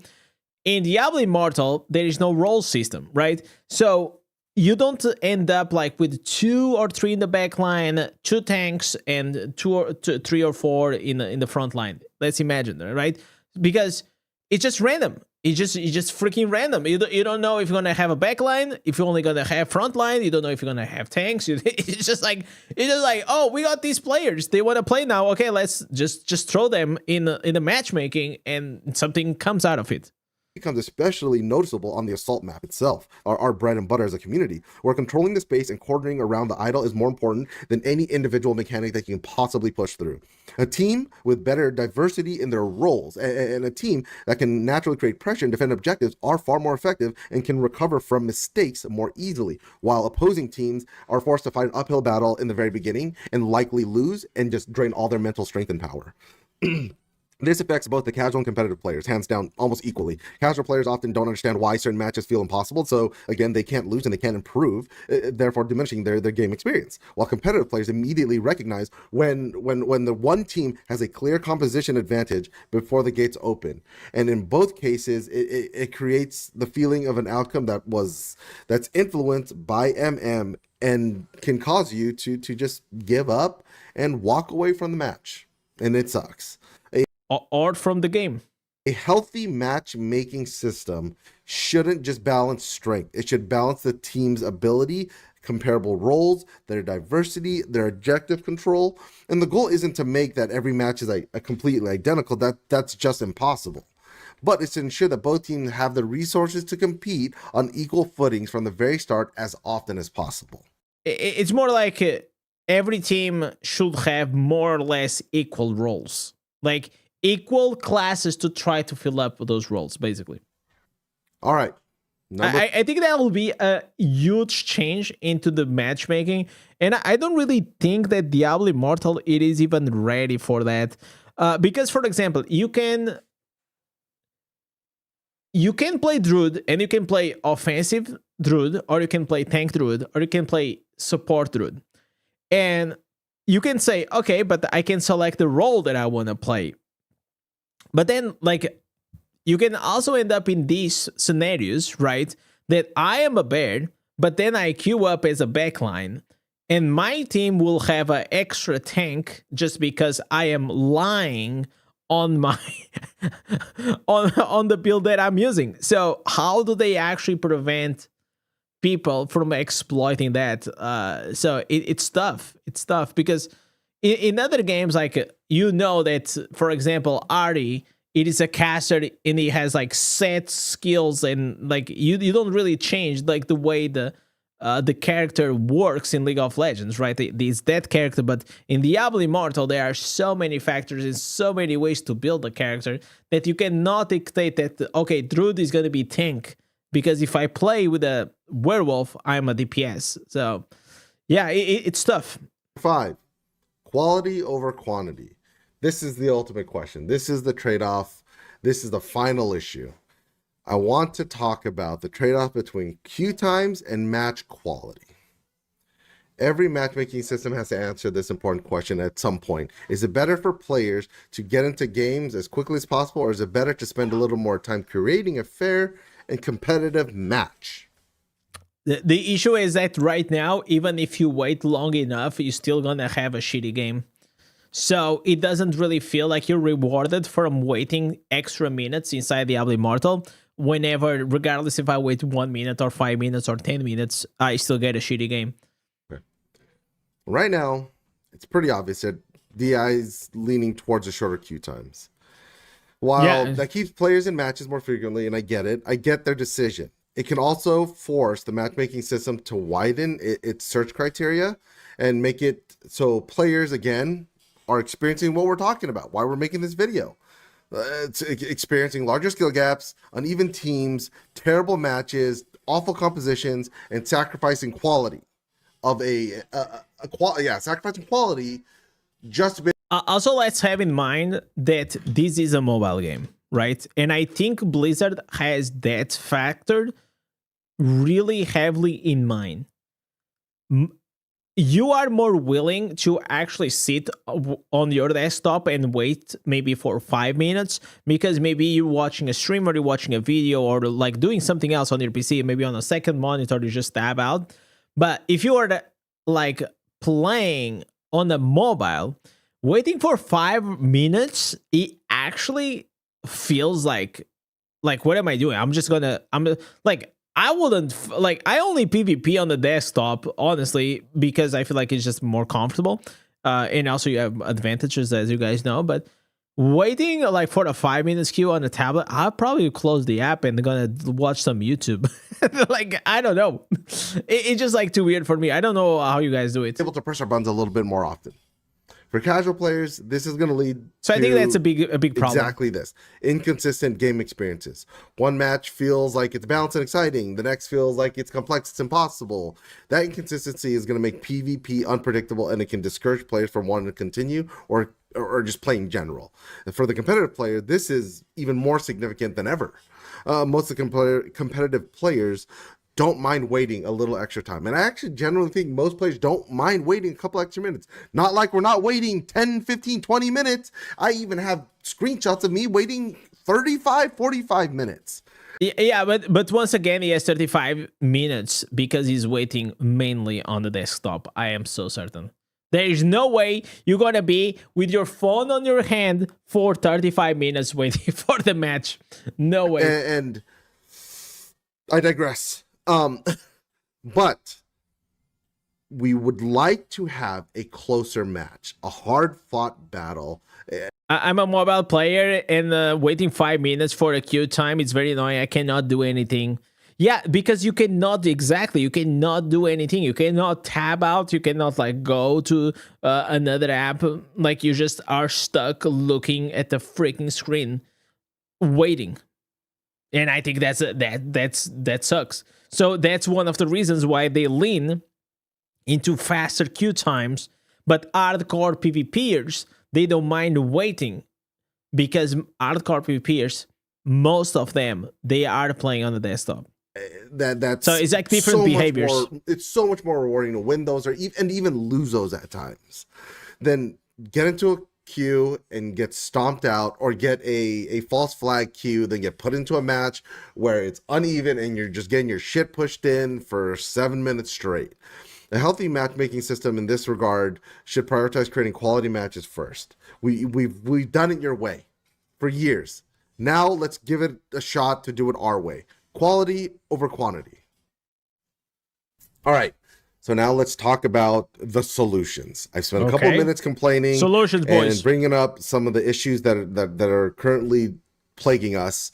I'm here to help, build or offer possible solutions to making this game a lot better. I'm curious about these. The solutions I'm going to propose. I'm going to read off this script that I typed out. Mainly. Blizzard could develop a PvP game only for Diablo and call it Diablo Hellbreaks Loose. They could 100% do that. Honestly, they could do that. And I feel like, honestly, the fact that you have all-in-one, so you have a PvP and PvE game in the same, it kind of one cannibalizes the other, right? So PvP will never you'll never have the best PvP experience because you also have the PvE, and you'll never have the best PvE experience because you also have the PvP. So the focus, it is split, and one thing restricts the other, and it's very annoying. So I feel like they could 100% turn like Diablo Immortal into just PvP game, and they could also just create another Diablo game for the mobile that is just PvE. Because there's so much, so bear with me. The solutions that are being proposed are a combination of systems that are already being used either by companies in other industries or currently in competitive games that Blizzard, you currently own the IP of and that are existing and working today. I don't know, honestly, how simple it is for you guys to copy pasta a system from one game to another. But what I do know is it sounds a lot easier from building one from the ground up. Adapting it to fit Diablo Immortal's PvP environment seems more feasible and more realistic. Before we get into the details of that, I want to go over one thing, my play history. And it's important, it will make sense why I'm bringing it up. So before Diablo Immortal, I played a game called World of Warcraft, owned by the same company. I played it since I was a kid. I played since vanilla, and I played at the highest levels of PvP. I played alongside some of the best players in the world, past and present, in the competitive scene. I've achieved 3,000 plus rating. I've earned a dozen gladiator titles, rank 1 title. Same. Not dozen, but I think like I have 2 or 3. And gladiator mounts and BG titles as well. And this is the reason I'm bringing this up. Bro, PvP in Warcraft, it was amazing. Is not to say that my experience makes my opinion the only one that matters or more important than others, but I mention it because I have firsthand experience with what a healthy skill-based matchmaking system looks like. And what it looks like from the novice level all the way to the highest levels, as well as the areas where the system can improve. World of Warcraft, let's just get it out there. It's not the perfect game. It doesn't have the perfect system, but it has a system that is tried and true and has worked for the last 20 plus years. It has its own challenges, but its foundation and skill-based matchmaking has proven successful and has continued to prove successful. When it's combined with additional systems that evaluate player performance and contribution, it can create a healthier competitive environment. But I feel like there is a big distinction. Is like you don't really have pay to win in the in WoW. I mean, you can buy gold to buy gear, but like in PvP itself, you need to farm that gear. You need, like, I don't know now in the current PvP, but before you had to farm the PvP gear, and you needed to also, as you climb the rating, and you get like 2,200, like you get the shoulders. At 1,800, you get like the weapon. So you will also get your PvP gear by doing PvP, which was great.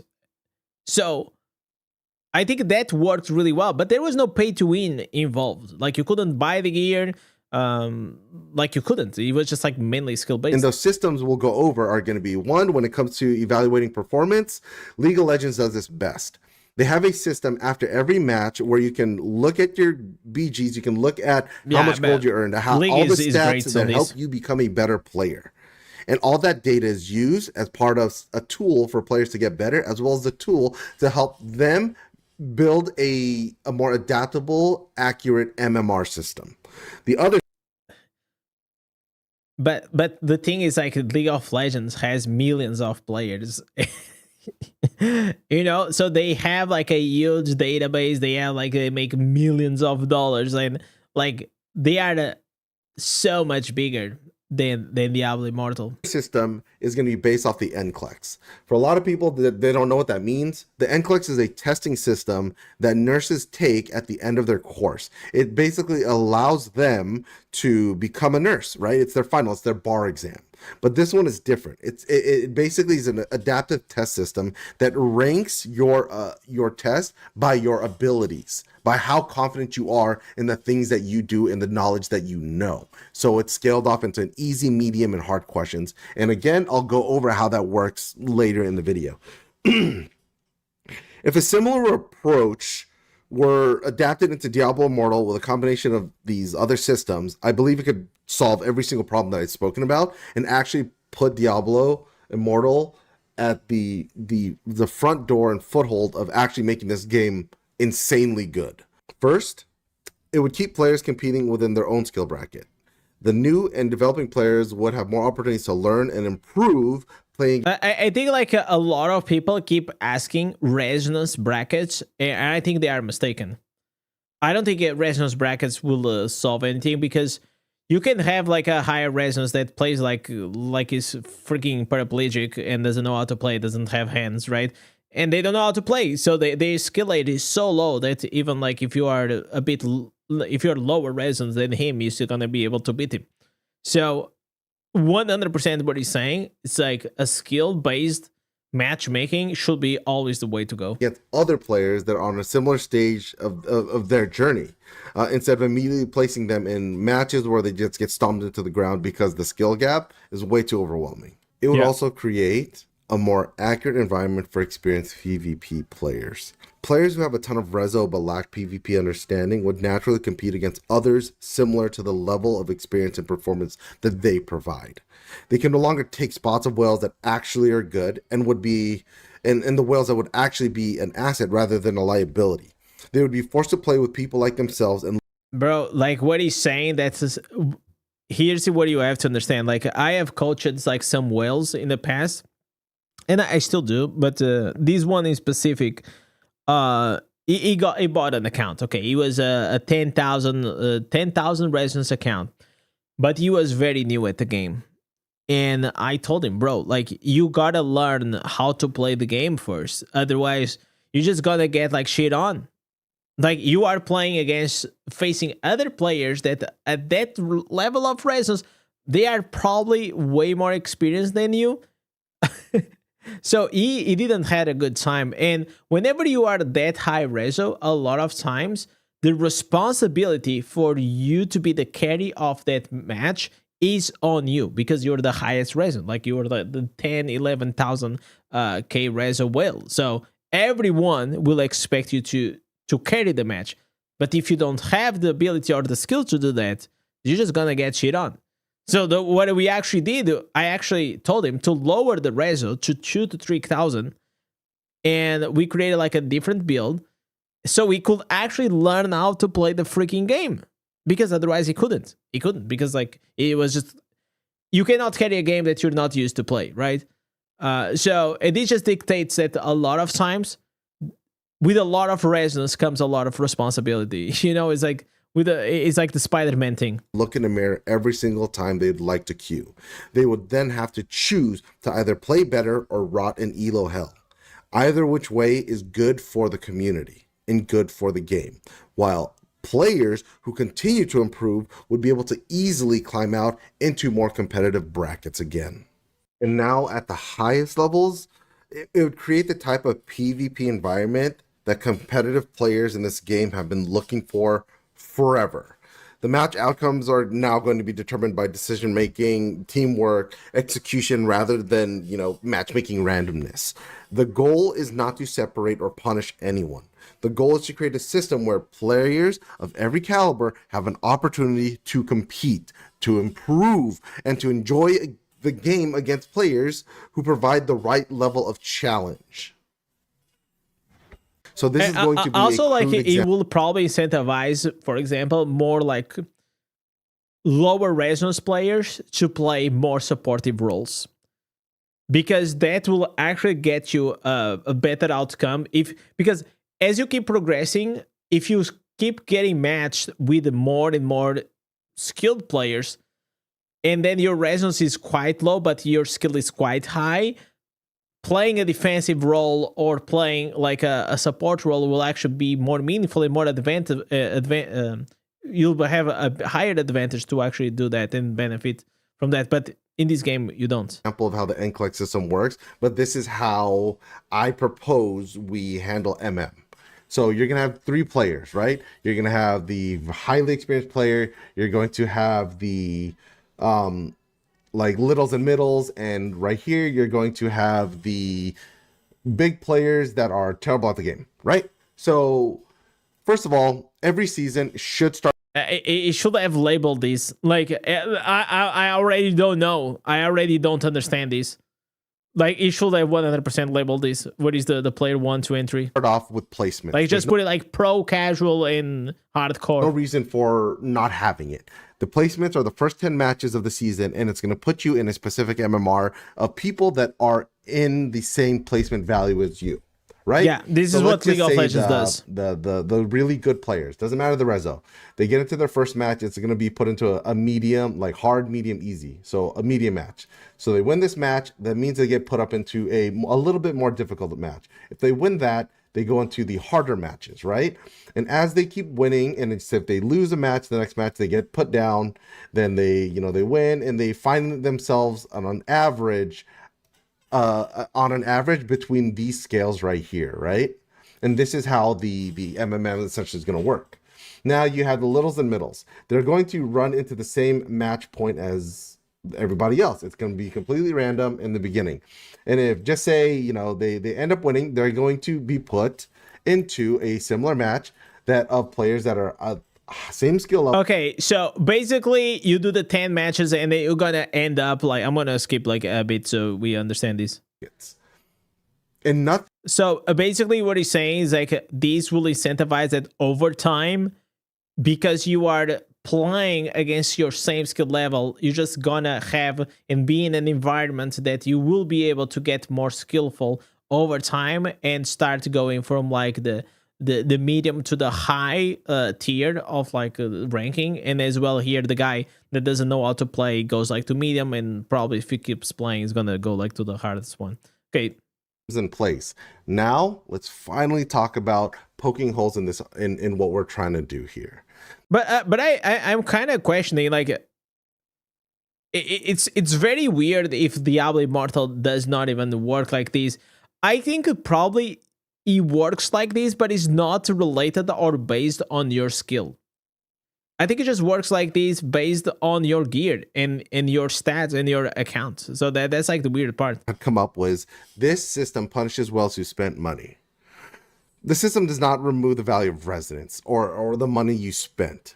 Your resonance increases your damage, your survivability, all that stuff. The current system, money determines the quality of opponents you face. The new system says money improves your character, but your performance determines the competition you face. Yeah. You are no longer allowed to hold hostages in your BGs. You are no longer allowed to hold your spot hostage from someone that cares and someone that actually wants to win and someone that's actually good from the game or good. So basically it's calling out to the fake non-skilled whales that they enter like these high level, resonance games, but they don't know how to play for the game. Okay, being powerful should increase your impact, not lower the quality of your opponent. Period. Objection 2: win rate is not accurate because teams decide the game. Argument: I can't control my teammates. Why should my win rate determine my matchmaking? This is exactly why the system should not use only win rate. That's what I said.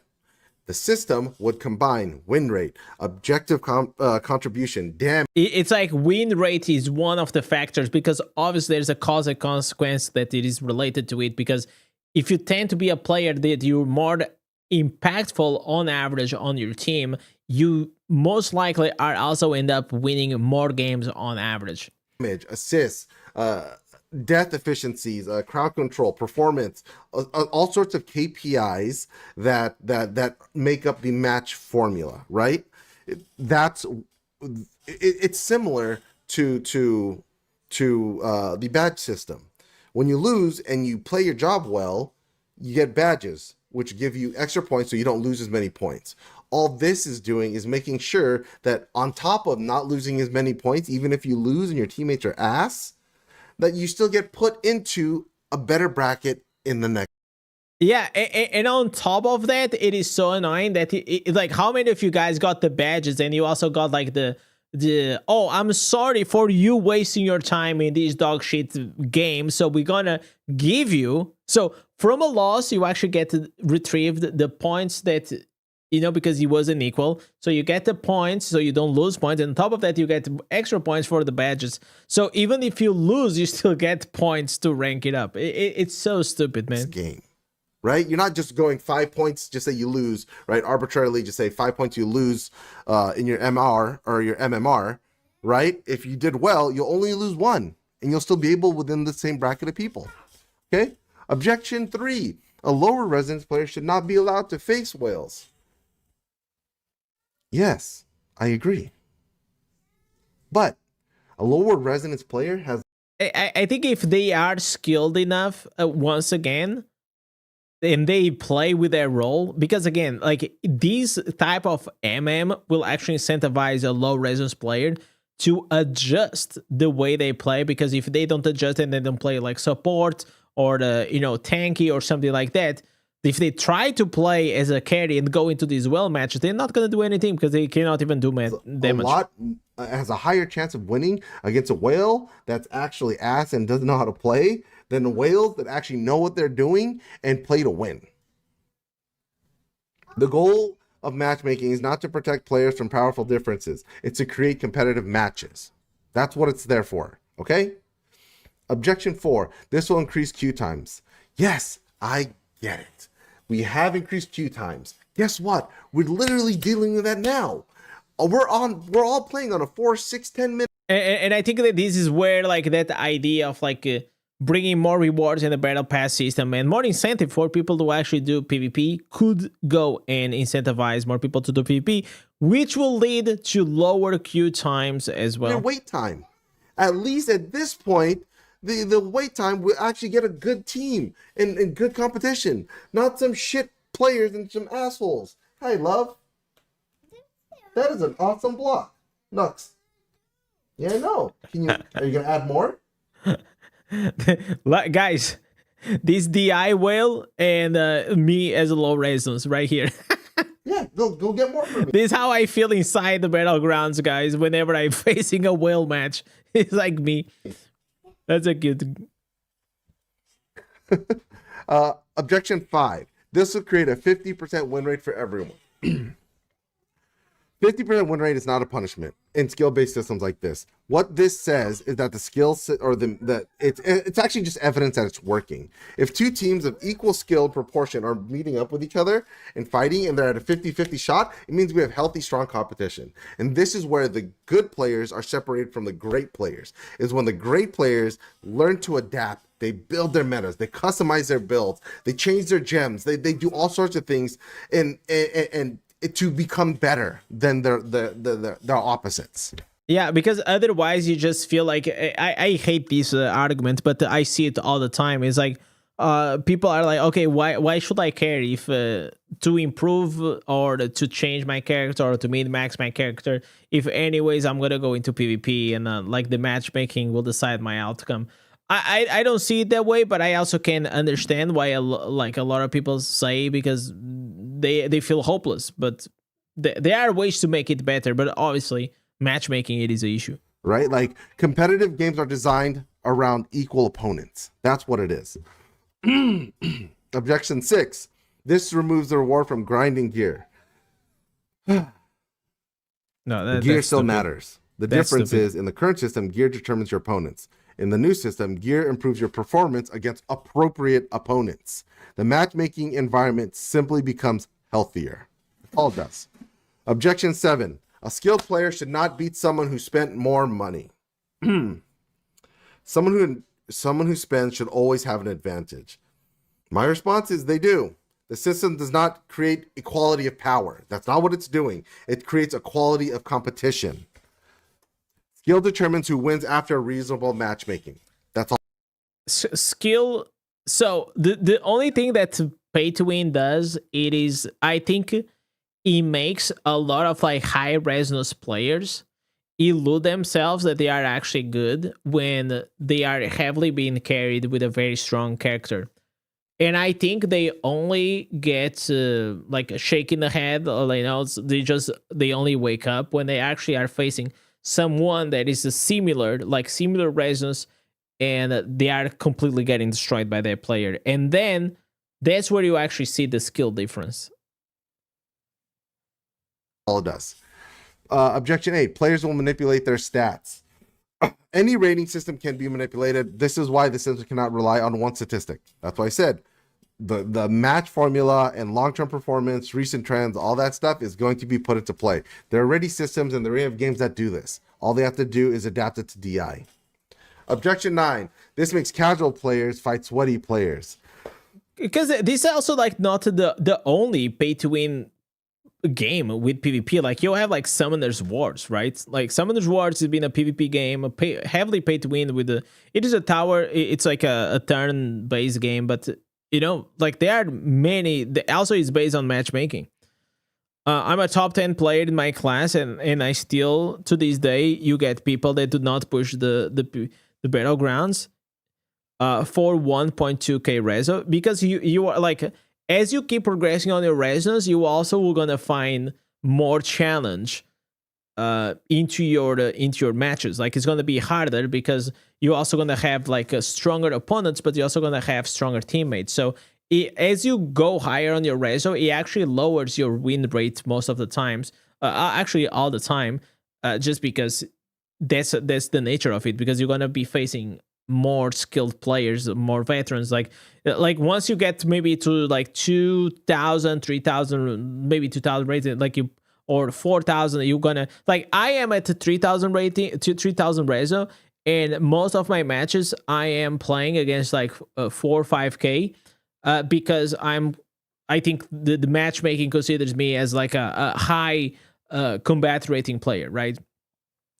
A high 3k high skilled player. I don't know. Most of my matches are always like where it's very rare that I have a match that it's only 3Ks, you know, and that only really happens maybe at the low rankings, like in silver, maybe in gold. But once you get like to legend ranks, it stops happening. Stop happening. Does combat rating matter in Battlegrounds? Yeah, it also matters. I just want to have fun argument. The current system already creates this problem. I don't know what you're talking about. The casual player always runs into big whales all the time. We've all seen it on my stream where you just stomp out one side, and it's not fun. A skill-based system actually protects casual players, new players, and experienced players by placing them with others of the similar ability. Yeah. It will make the game more enjoyable for everyone. Objection 10. Diablo is a pay-to-win game. Why change the matchmaking? Power is the point of Diablo. The response I have for that is power progression in competitive That's such a stupid. Like some people, like I feel like they have two nuggets inside their brain. matches are separate systems. A healthier game allows both character investment where character investment matters, skill matters, and competition remains enjoyable. And honestly, just because you spent money, we all have seen players. Just because you spent money doesn't mean you're good. It's true. It is what it is. The goal is not to make 3K players to equal to 10K players. Stop thinking that. Don't think that. That's not what I'm trying to do. The goal is to make sure that a 10K player fights opponents who have the same earned ability to challenge them.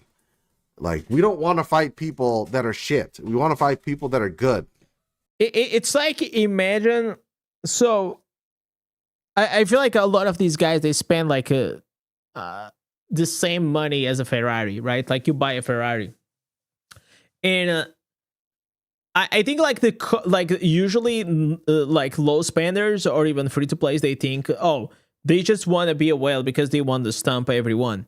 So while I think that stumping everyone maybe is like fun for like a few matches, it gets really boring. The only way you can actually get a kick out of it is if you're actually testing your whale account, right? Like in the majority of the whales, when you actually speak with a whale, the majority of them, the dedicated whales, they like to play against whales because they like to challenge their accounts. And they like, because they know the other whale and they want to try to beat the other whale because then they can flex that they, So that's way more important for them than actually just beating random people, right? So, like, I never remember a match that I am stumping, but I remember matches that there's like that friction, and then I end up like winning against that guy in the last minute, or like those are the matches that usually you feel like you had a great match. It's like when it is slightly even, because nobody really cares about stumps. That's the fundamental argument behind everything that I've spoken about. So with that being said, I appreciate everybody. Thank you guys. Push this video out. Please, please, please, please, please, please, please. I actually want to hear and push this so far into their faces that we actually get a response from developers. So every Discord, every person should like, post, repost, share this to everyone. DM the... You know what? I look at the repo and I'm like, man, I know exactly how it feels, because in the beginning, whenever I first started to create content, and I still cared a lot, and I show more that I cared. I cared more like in the backstage. I stopped making as many videos like these, just because whenever you say things like these, people will say that you're negative or this or that. But because over the times, after creating content for Diablo Immortal for about 2 years, I found out that it's like a lot of it goes to deaf ears, man. So if you actually want to make a change, you can make a video like this, but then you actually have to try to push it to Blizzard. In a lot of it, I wish it was true, but like I don't feel like as a creator, like I think you guys think that we have way more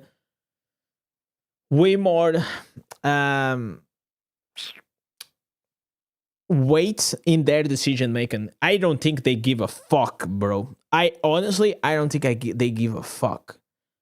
And I think one of the biggest reasons why I don't think they really care about what the majority of the creators say is because I don't, like in China, I don't think they even they see my content, because I think, like, honestly, I feel like it is the ones that are pulling the shots. Honestly, I think they are the ones that are in charge. And I think if you do English content or any other language, otherwise, rather than Chinese, I don't know if they actually see it or even care.